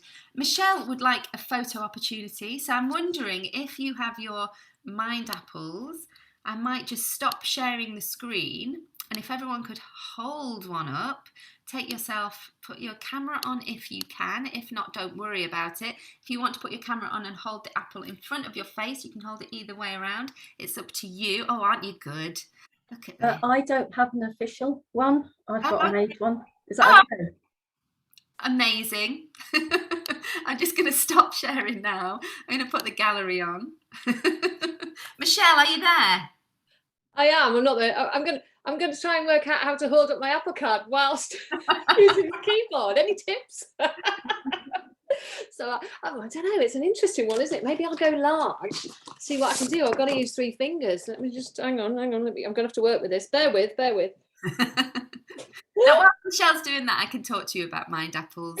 So it's 5 things that we do every day or on a regular basis, and it can be more than 5, and sometimes people struggle to think of 5, that's good for our mind. So it's not things that are good for our health, and it's not things that people have told us are good for our mind. It's not things we should do that are good for our mind, but it's things that we genuinely like and enjoy that are good for our mind. Have you got the photo, Michelle? I think so. Don't worry, I've taken a few. I'll try not to get one where which you probably me going. Thanks, everyone. I'll go back to sharing my screen. Hold on a second. Hopefully that's it. Yeah, thanks, Michelle. So it's about what's good for our mind. And we like the apple cards because they're really visual. I'm doing one. And it's a really easy message to get out to people. I'm doing one this weekend at Lewis Football Club, and we're doing a time to talk day there, and we're just going to hang these all around the stadium and ask all the fans, the players, the staff, what do you do that's good for your mind? 5 things every day that's good for your mind. So have a go. Tell me in the chat, what do you do that's good for your mind? Let me know. I could share mine. Oh, sorry, Susie, you missed out on the cards. They're at school. Yes, well, you'll get them when you get there. So I'll share mine whilst you're thinking of yours. Put yours in the chat. Mine are hug my kids. They climb on me constantly and I'm always pushing them away, but I always make sure at least once a day I embrace the physicality of my kids. And whilst they're climbing on me, I join in and I give them a big hug and I enjoy it. So I try and do that every day. I like to look at the squirrels in the garden playing. That's one of my mind apples. I like to go to the gym. I like listening to music. And I talk to my mum and my sister on the phone. They're my 5 things that I try and do every day, or at least every other day, that help with my mental health. Oh, and there's lots coming in. Let's have a look. We have got cook dinner. Yes, that's a nice one, isn't it? Have something nice for dinner. Take time. Enjoy the process of cooking it. Walk the dog. Do you know what? Dogs are always right up there in mind apples. Pets are always right at the top. Spending time with your pets, walking the dog, petting the cat. Yeah, pets are really good for our minds, aren't they? Another one for cooking dinner, crocheting. That sounds interesting. And you've even got an end result at the end of it. So that's a nice one, isn't it? My brother's into cross stitch at the moment. He spent all Christmas cross stitching. We were like, oh, he's obviously trying to look after his mental health right now in that big house in Wales where we're all together. My brother, we'd have, all the kids would be going crazy. And my brother would just get his cross stitch out. Walking is a really nice one, and of course we get the daylight as well, so that's kind of, and the physical health as well, so that's kind of like a really good one. It hits a lot of bases. Read a book. Yes, I like reading too. Oh, using the Calm app to sleep. Yes, that's a nice one. Drawing and stories, cooking a nice dinner, glass of wine. Yes, Claire. I think a few of us will be on board with that one. A nice, everything in moderation. A nice glass of wine. Being left well alone. Yes, we do like to be left alone sometimes, don't we? Just leave me alone, sit on my own. Stop checking on me. I'll be okay. But yeah, just leave me alone. Walk through my park on the way to and from work. That's a nice thing to do. All the nice nature around you. Oh, Claire likes going to the cinema. That's a good one. See, that's another one that I don't like doing. I don't like going to the cinema, but everyone's different, and that's why it's good to ask people, what are your mind apples? Listening to music, growing veggies, that's a good one, Michelle. Walking the dog, cooking, activities with my children, glass of wine, sitting in front of the fire, lovely. Occasionally escaping to the Scottish Highlands. Oh, how wonderful. And listening to music on the bus. Good opportunity for time out. Absolutely. Time with the grandchildren. That's a nice one, Sue. Yeah. Spending time with our family or people that we enjoy. Spending time with is a nice one. So we ask people to think of 5, but obviously you can think of more. But we sometimes notice that people can think 1, 2, or 3 quite quickly. When we do this in public, we get people and they go, oh yeah, and then we see people like, oh, I can't think of any more. So this is why it's a good idea to share them and let other people know. Give people ideas. We're not saying everyone wants to walk the dog or spend time with Sue's grandchildren. No, we're not saying that's for everybody. But it's about figuring out your own mind apples and letting go of those restraints that say, well, this is not good for my physical health, or we shouldn't be drinking wine, or we shouldn't be doing this, that, or the other. It's letting go of all that. This is what's good for you, what you enjoy, not what you should be doing or what other people say you've got to do or what you think is good for you. It's what you actually enjoy doing. And that's the key to mind apples. There's absolutely no right or wrong. It's how you look after your mind, is doing what you think is good, what you enjoy. Now, one of the things we often say at Mind Apples is when we are really busy, really stressed, going through a tough time, what's the first thing to go? Our mind apples. So we're encouraging people to write them down and prioritising them. They're not just something we do when we've got time, or something we do just at the weekend, or just when we're not got other things to do, and we don't want to feel guilty about doing them either. I could be doing something more productive. Well, what is more productive than looking after your own mind, your own mental health? There is nothing more important. So please do your mind apples and keep doing them and remind yourself and tell everybody else about them too. And if people are struggling to think of them, well, the New Economics Foundation came up with the 5 ways to well-being, which some of you may have heard of. And it's about encouraging people to find their own mind apples looking at the 5 ways to well-being. So the first one is to connect with other people. So is there, something you can add to your mind apples that involves connecting with other people? Maybe doing a Zoom quiz, it may be being with your grandchildren, it may be talking to other people when you're out walking your dog. How do you connect to other people? Is that one of your 5 a day? Second one is being active, and that can be absolutely anything. Some people enjoy going to the gym, some people enjoy yoga, some people just want to walk the dog, do gardening, hoover the house. Whatever the activity is, it does not matter. It's something that you enjoy that gets you being active, and there's no judgment judgment, there's no time restraints, there's no that's not good enough. None of that. It's whatever you enjoy. The third one is to take notice. Noticing things around you. So when you dig down a little bit more, people who walk the dog or people who walk through the park, you know, what is it they enjoy? Well, I like looking at the trees, or there's a really nice river that runs by and I kind of like the noise of that. I kind of take notice of what it sounds like, or the fresh air, or it smells really lovely in the woods, or, you know, taking notice of the things around us is a really important one. And often we don't do it. This is when you're on a train. I know people have started commuting again. It's so tempting, isn't it, to have the head down in the phone, scrolling or doing a bit of work. But look out the window, take notice. I like nosing at people's back gardens and taking notice of, you know, how people live and what goes on around us. And the fourth one is keep learning. So this is one that can sometimes get missed, but what are you learning? Most of us are continuing to learn. I mean, you're here today, aren't you? You keep you're learning about mental health. But it doesn't have to be formal learning. It can be informal learning. You know, you want to learn about a different culture or a different country, or, you know, what it's like, you know, watching holiday programs to see what it's like in another country. Any sort of learning, or it could be more formal, learning a new language, learning a new recipe to cook, whatever it is, you know, try and keep learning. That's a good one to include in your Mindapples. And the final one is to give. Now, this is an interesting one because science has shown that when we give and we are generous, it actually does more for our mental health than the person we're trying to help. So we don't have to give financially. It could be anything at all, giving your time, giving your attention, giving your company, or it could be, you know, volunteering at a charity or helping out, donating money, whatever it is, taking time to stop and talk to people. I remember during the pandemic, I would always say hello to people in the park or on the beach, and my children would say, "Why are you saying hello?" And I'd say, because some people are lonely right now. Some people have got nobody to talk to. So I was trying to give in my own way by bugging people who probably just wanted to be left alone. But, you know, it made me feel good to try and give in that way. So the 5 ways to well-being is a really good sort of conversation starter and helping people look for their 5 a day. Trying to figure out, you know, what they can do. Because sometimes the temptation is to tell people what to do, isn't it? Oh, well, why don't you try yoga? Oh, I've got this really great app you should do. Or read this book, it helped me, it will help you. And sometimes that approach, it comes from a good place, but sometimes that approach can leave people feeling a bit disheartened. They try it and they don't like it. They feel like maybe, you know, there's something wrong with them, or, you know, they read the book and it doesn't speak to them and they're like, oh, what's different about me? Why didn't I enjoy it? What's, you know, so sometimes giving advice comes from a good place, but it doesn't always help.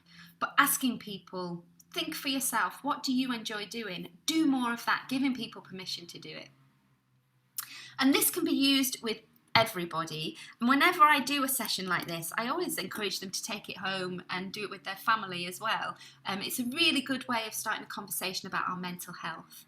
Now, it's not very often that I present it as that. This is a conversation about mental health. But I'll say, you know, how do you look after your mind? What do you do?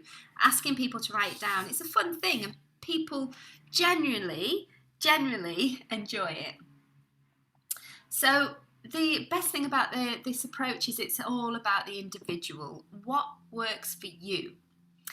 The more satisfaction and enjoyable the activities are. Yes, exactly. Here's Sue. She says, perhaps I'm strange, but I find housework therapeutic. Sue, you are not strange. You're looking after your well-being in the way that you like. I personally wish I was more like you, Sue. Sometimes it's therapeutic. My friend came round after Christmas and said, oh, your house is tidy. Have you been angry? Have you been doing some angry tidying? And I was like, yeah, I have actually. And when I'm angry, that's when I do my best tidying. So yeah, it's about figuring out ways to look after your mind, isn't it? I've also got a friend who loves to fold her laundry, loves to be locked in her little room on her own. Folding her laundry is one of her 5 a day. And we call them breathers and restorers. This is kind of the scientific name for them, or we call them Mindapples because we find that more. Yeah, Michelle, you've got an invite round.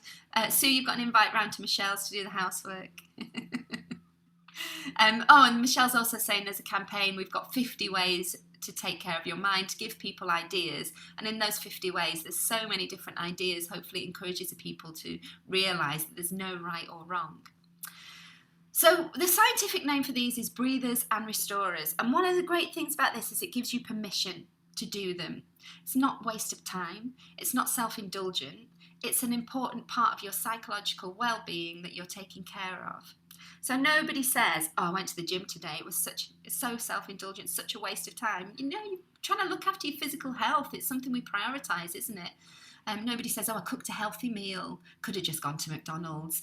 But I just felt really like self-indulgent. No, of course we don't think like that about cooking healthy food. It's something we prioritise and we think is important. And we're encouraging people to do the same with their mind. And I've got a really good example of this in action was during lockdown, when I was homeschooling my 2 6-year-old boys. And I was getting really stressed. I had work phone calls coming in. I had the housework to do. I had my husband trying to, get some emotional support for his work as well. I'm just laughing at Sue's comment. She said sometimes she does have a cleaner as well. So I was going through all these different things, and I'm sure a lot of you could share in that, that it's quite difficult during lockdown. And they were 5 at the time. My 5-year-old boys, one of them said, Mummy, this isn't working. Let's do our Mindapples. Why don't you have a bath and we'll go on your phone and play games? And I just thought, oh my God, he's so right. This is horrible. I was getting really stressed. I was snappy with them. They weren't happy. I wasn't happy. We needed a break. And it took a 5-year-old to point that out to me. And I work in this, and this is my job. But still, it took my little 5-year-old to say, of course, the ulterior motive was he just wanted to play games on my phone. But he reframed it as looking after our mind and made it seem much more important than just playing games on the phone. And we came up to the room. We've got an ensuite. They sat on the bed, played games on my phone, and I had a bath. And then we started again afterwards. So it's a really good example of how our Mindapples work, how they can just give you a little reset, a little pause, a little time to do something enjoyable without feeling guilty, and then, get back to whatever you were trying to do. So I hope that makes sense. Cleaning has become a big topic of conversation. Someone saying, I need cleaner for my well-being. Yes, well, get a cleaner then. What's stopping you? It's important. I mean, maybe it's the financial constraints, but have a think. Can you let go of something else? I know that I pay a fortune on hobbies and clubs for my kids, and I was feeling guilty about getting a gym membership, and I was like, what? No, get the gym membership. Do something for my mental health. It's important. Find a way of, if you can, of doing it. Or, maybe do something, a chore swap. If somebody enjoys cleaning and you enjoy walking the dog, why don't you walk somebody's dog if they'll do cleaning for you? Try and figure something out. If it's looking after your mind, then it's worth investing in, absolutely. And that's what Mindapples is about. It's just like no guilt, prioritising our mental health. Making time for these breathers and restorers, but remembering the basics. So it's a simple thing we can do when somebody comes to us and says, do you know what, I'm not feeling myself at the moment, feeling a bit sad or anxious. We can say, right, how are you sleeping? Have you had fresh air today? Have you eaten today? Have you drunk water? Have you took a bit of exercise? And if the answer is no, then that's something we can do for them, isn't it? And I know we naturally do that. We say, do you want to go for a coffee? So we naturally do that anyway, but now this is the reasoning behind it. We might say, do you fancy going for a walk?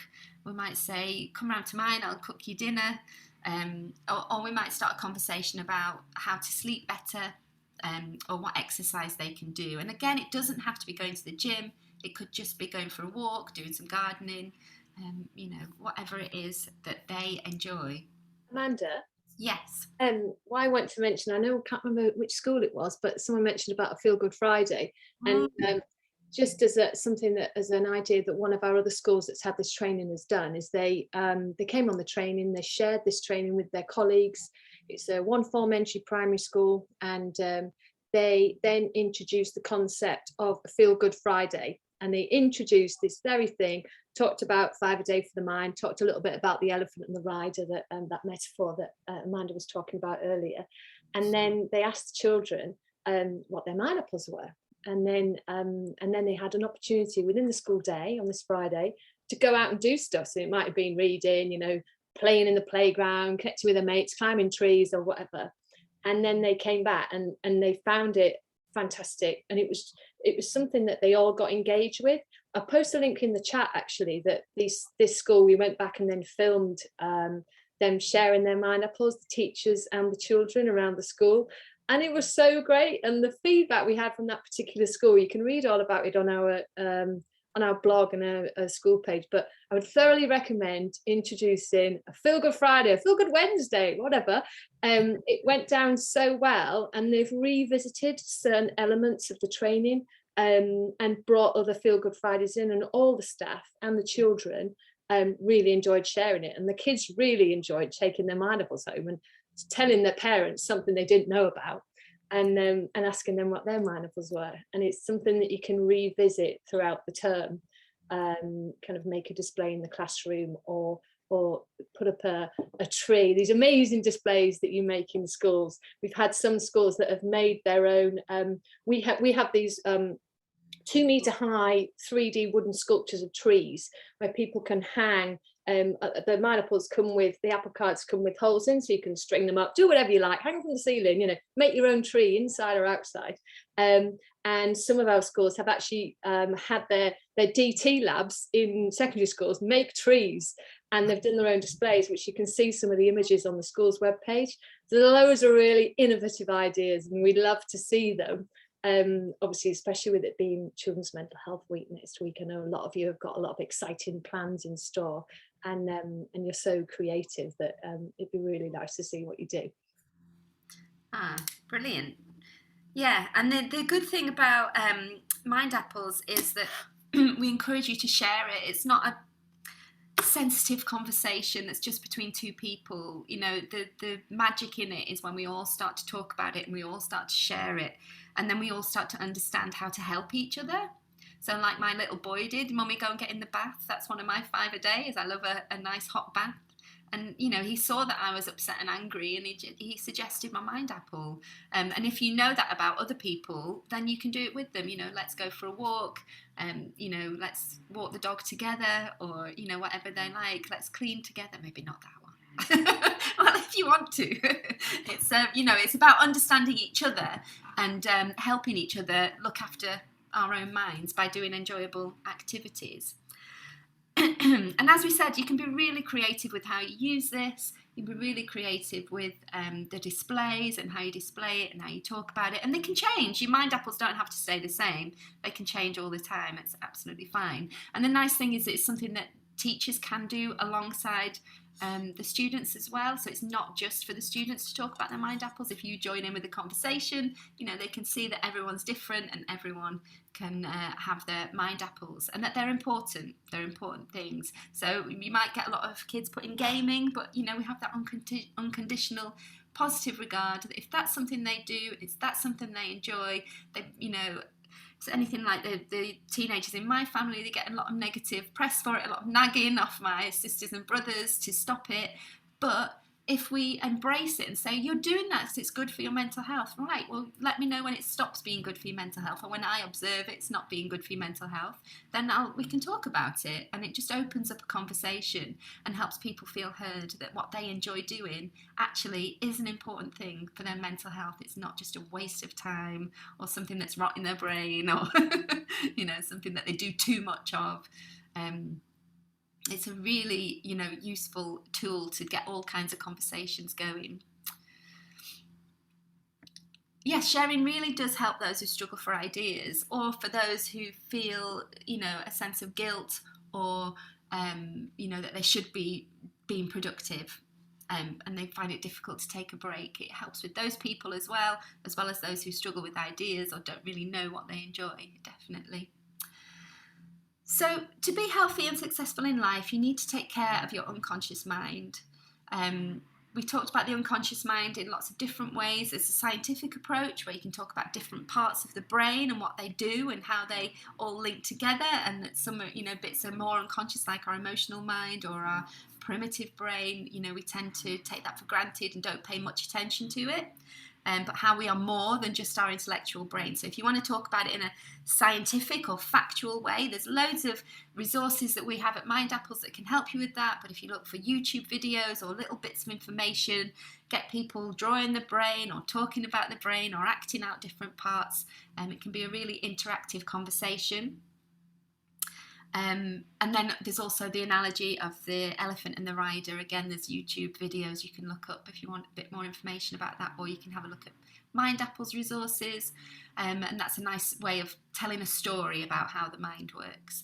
But they both have the same outcome, that we want to take care of our unconscious mind. It's okay doing maths and English and science and becoming clever and more intelligent, but what about relationships? What about how we react to our environment? What about emotions and feelings? They're all in our unconscious mind and all kind of bubbling along, but let's take care of that sort of stuff as well as our intellectual mind. The second point was that resilience can be learned. If we know what affects our minds and how we maintain our well-being, then we become more resilient. We can practice resilience, we can learn resilience, we can be proactive about resilience.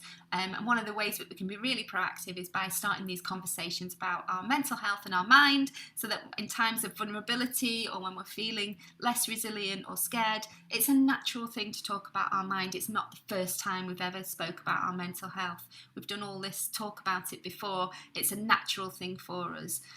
So, learning to be more resilient by looking after our minds and taking care of our minds is something we can do to build our resilience as well. And we want to build in breathers and restorers into our day. And we want to stay healthy and get the 5 a day for our mind. And as I said, this is our main campaign that we do at Mindapples. We found it's really accessible, whatever age, whatever background, whatever you're going through, whatever you understand or don't understand about mental health, it really doesn't matter. Everyone can join in with the 5 a day. And then it's about encouraging people to do their 5 a day.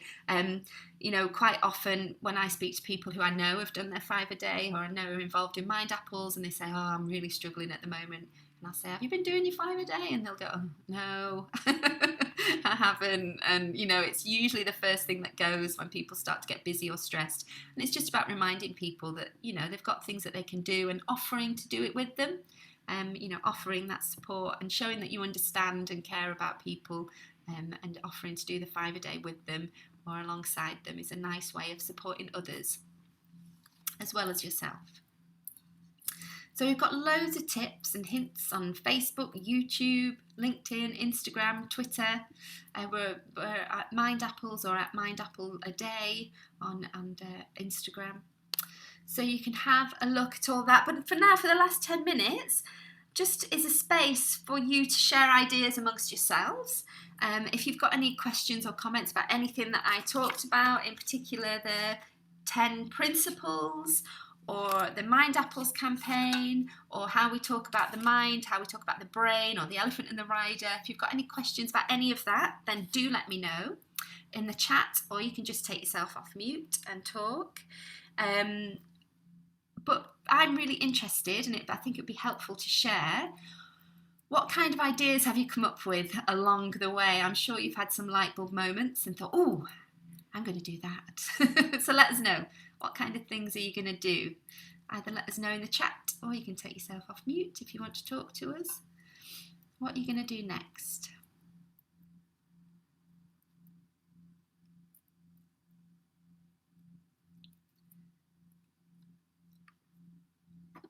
Who are you going to approach first? Is it going to be the parents, staff, children?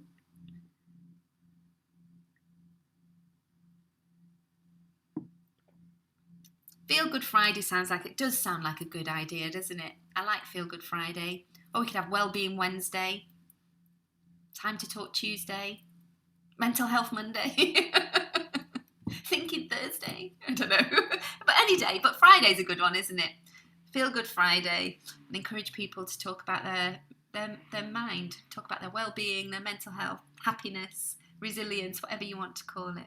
Some of our schools have had, I don't know whether on your individual school's websites, but you've got a well-being page, or whatever we're calling it, obviously, because of all this different terminology.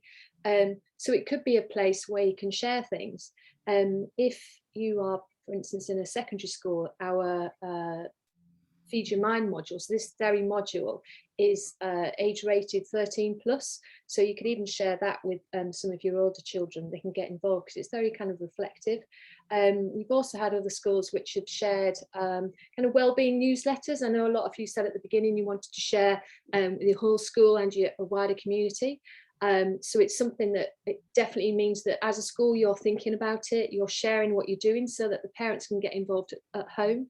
And also we found that some of our schools make sure that every single time they have a meeting that well-being and mental health is on the agenda.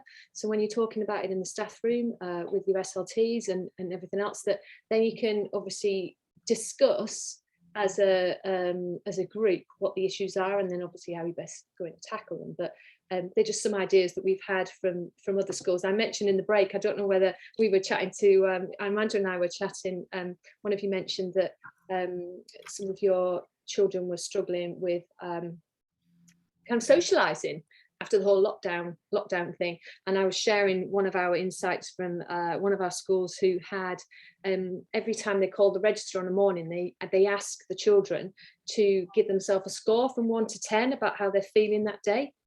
And obviously, as part of our 10 principles, they don't comment on that. They just note the score down, and then they can see a trend. One of the children was scoring fairly high and then dropped to about 2 or 3 on the scale. And obviously, the teacher noticed this. And when they got a chance to speak to the parents, again, this is this whole school approach, they said, "Oh, I noticed he's been feeling a bit down lately." And it happened that one of their grandparents had died. So as part of the 5 a day, because they'd done this 5 a day with the class, his little friend had noticed that as well, and noticed that he liked, I think they went and looked at his Apple Card, noticed he liked table tennis, and took him out during the break and played table tennis with him. And it's just a really simple, effective kind of intervention that worked for that particular school. But I think it's just those simple little ideas that you can bring in. And I mentioned in another school had put a little emoji stickers on the desk. So as they're passing around the classroom, this is probably more for kind of the younger children in Key Stage 1, but they can't maybe articulate how they're feeling, and they could point to their emoji about how they were doing that day. And then it's just something that can bear in mind kind of during the school day. Yeah, there's lots of different ways to use the resources. And there's some really good ideas coming in here. Time to talk drop-in for staff, a chance to discuss their Mindapples. That's a nice one, yeah. So asking the staff what are their Mindapples, and figuring out how to prioritise them. And I know in schools in particular, staff are under so much pressure, so busy, that I know that when we're like this, we leave these things to the end, don't we? We're like, oh, I haven't got time for that, I haven't got time for this. But encouraging people to find the time and to prioritise it as an important thing is a really nice thing to do. Oh, Lauram's got a number of activities planned for Children's Mental Health Week. That's interesting to hear. I'm wondering if Mindapples might be on there. Maybe make a Mindapples tree for Children's Mental Health Week. I know at our school we have teachers in the playground. Maybe they could encourage parents to do their Mindapples at drop-off or whatever, and get everyone involved in telling us what their Mindapples are. I'm doing one at Lewis Football Club. I'm doing it for the first team players and the fans on Saturday, and then going to the youth team training sessions as well to talk to them during Children's Mental Health Week about what they do for their Mindapples. I'm guessing we'll get a lot of football related Mindapples on that one, but it should be quite an interesting one to do. That sounds great. I was just reading in the chat, lots of really great ideas. I'm loving the Freddo Fairy. That's the best. But I see that you're going to do some videos and things, and that would be amazing. We have, as you've seen probably in the invite, we made a film with one of our primary schools, which I mentioned earlier about the impact of the training. She casts her eyes around. We're looking for a secondary school that we can do the same with. So if you think your secondary school, once you've kind of absorb the training and think, how am I going to implement this?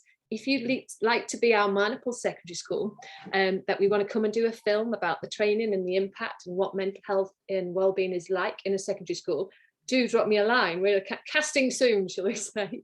But yeah, anything you'd like to share. We do have, although we've never experimented with it, we have got a TikTok account. So for those maybe in Key Stage 3 and 4, and I know my daughter is in year 8, my older one, love a bit of TikTok. We'd love to see some TikTok 5-a-days. I've shared a link in the chat from the school. I mentioned that the teachers and the children shared their 5-a-day, and I think that's the whole thing. It's all inclusive, and if you get involved as the teaching staff and the children say, oh, I never knew Miss such and such was into, you know, origami or whatever, it's such a nice thing, I think, and gives people ideas. So yeah, anything you'd like to share. We love to tell other schools about it. Little anecdotes, really, you know, really make it special for us. And anything you think, oh, this could work, you know, do let us know. So people are talking about Children's Mental Health Week next week. Have I got time to organise it? Well, it can be as big or small as you want. It could be that, you know, you just ask people, you know, first thing in the morning, what are your Mindapples? 5 things you enjoy doing, 5 things that make you happy. Write them down or stick them up and then revisit it another time and do it more thoroughly. You know, it can be a really quick intervention. Oh, someone is starting with the health and wellbeing class. Feel Good Friday. Discussing our Mindapples is a good idea. I like this one. They drew and painted our own apples. Yeah, you can get involved creatively. People can either paint apples or they can paint what their Mindapples are and draw images of it. It's a nice way to get involved with art. Going to get some. I know someone was saying about, you know, is the time frame too short to sort something out for next week? As part of the digital resources that I'm going to send over, you're going to get some ideas and some slides. So you're going to get all these slides that we've shared, so you can cut, paste, change, whatever you want to do, add your own in, with lots of ideas how you can implement things. And actually it could just be as easy as, you know, a 5-minute conversation.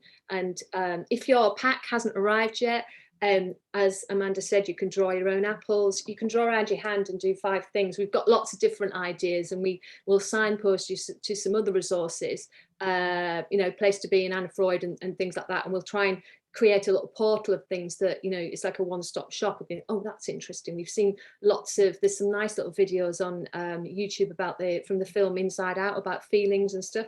So we've got lots of other things on the pipeline and things we can help with. But if you've seen anything good, do feel free to share.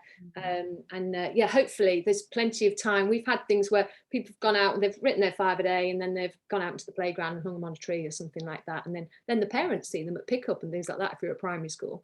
And he starts that conversation. You put it in your newsletter. You have a Mindapple moment maybe every week and say, you know, spotlight on a teacher. This is, you know, the head teacher's 5-a-day or something like that. Maybe it just keeps that conversation going and gets people engaged.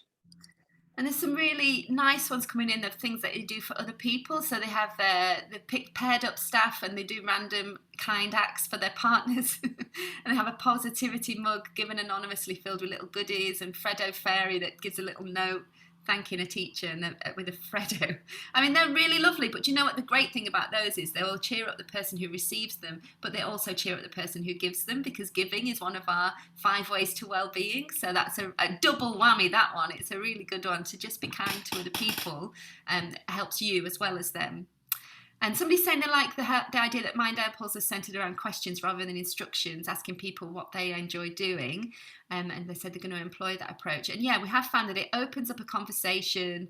People are like sometimes quite surprised that you're listening and that you're asking about them.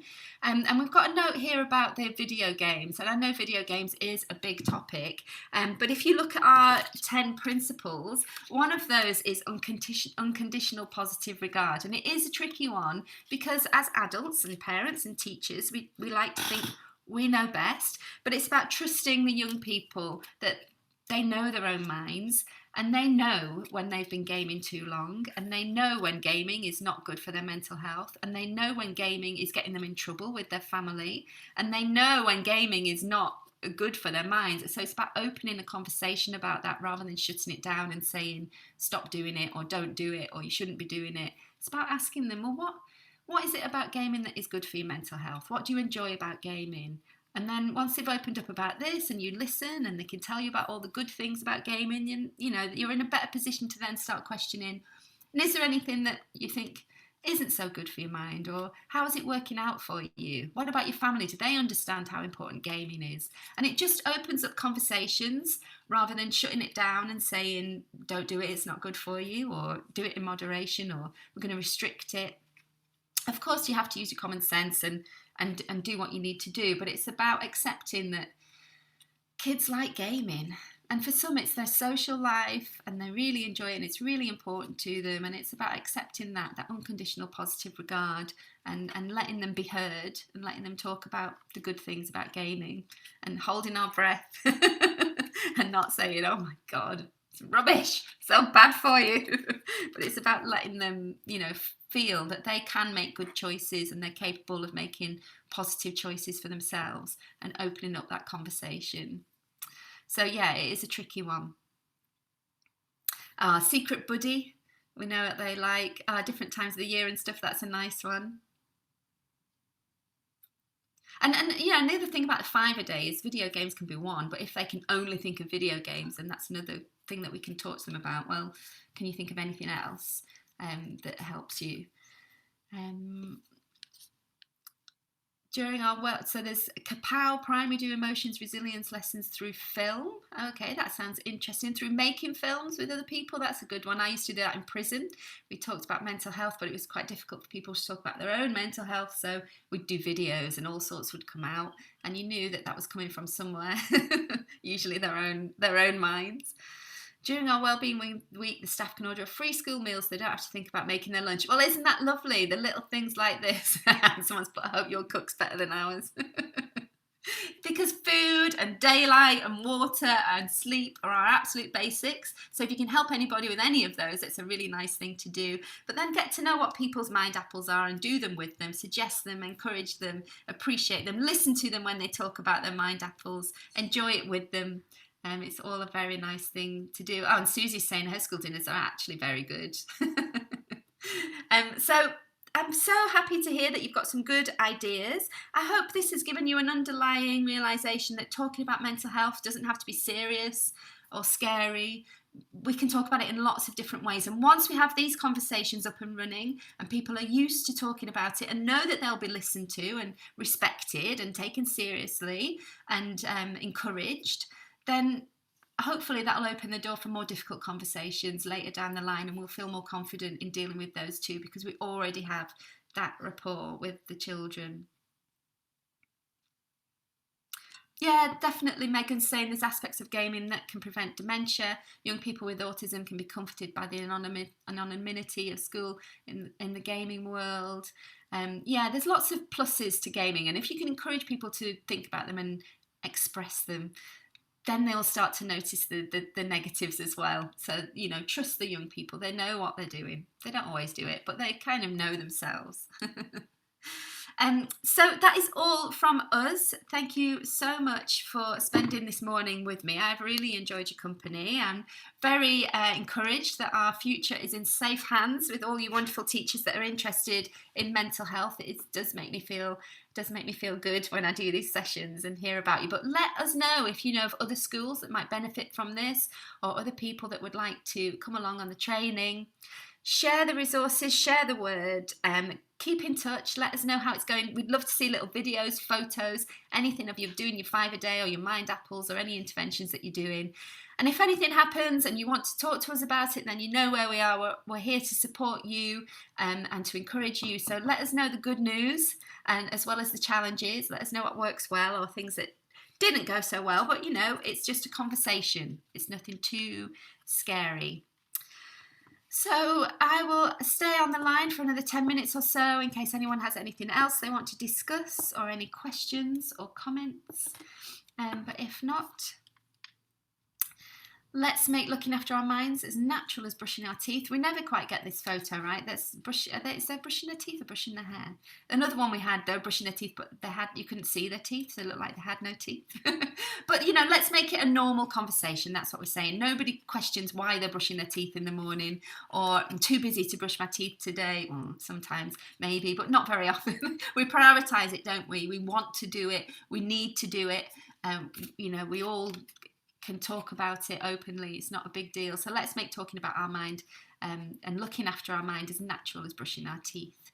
Thank you all so much. I'll be here if you want to ask any questions or comments. You can private message me or you can take yourself off mute. But thanks so much, and thanks for all the hard work you're doing. It was really great to meet you all. Thanks very much. Thanks so much, Amanda. I've dropped just a feedback link in the chat. Our funders from the Big Give are obviously really keen that we talk about evaluating the training and the impact. So I really appreciate your feedback, your images, videos. Tag us on your posts next week. I wish you a really great Children's Mental Health Week next week. And remember, it's actually not just next week, is it? It's every day of the year. So all these important theme days that we get involved with, we should remember it every day. So remember those 5 a day when you're feeling a bit low or a bit tired. Do sign up for our free public webinar next week. So we put lots of stuff on our social media channels. The sign-up's via Eventbrite. You're probably working at school, but it will be recorded and we'll share the link afterwards. So it's a great session. It's one of our new ones. So do come along. It'd be lovely to see some familiar faces. And thanks so much for being an engaging audience. We finished a couple of minutes earlier, so now you can think about your 5 a day for your mind. But thanks so much for joining up, and do share with other schools that might be interested. I'll send. Look, keep your eyes peeled for that email, which will be coming in.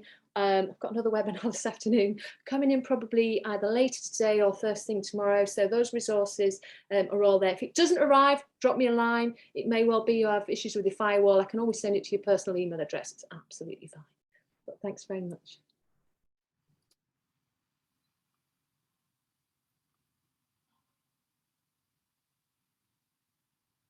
Okay, so unless you've got any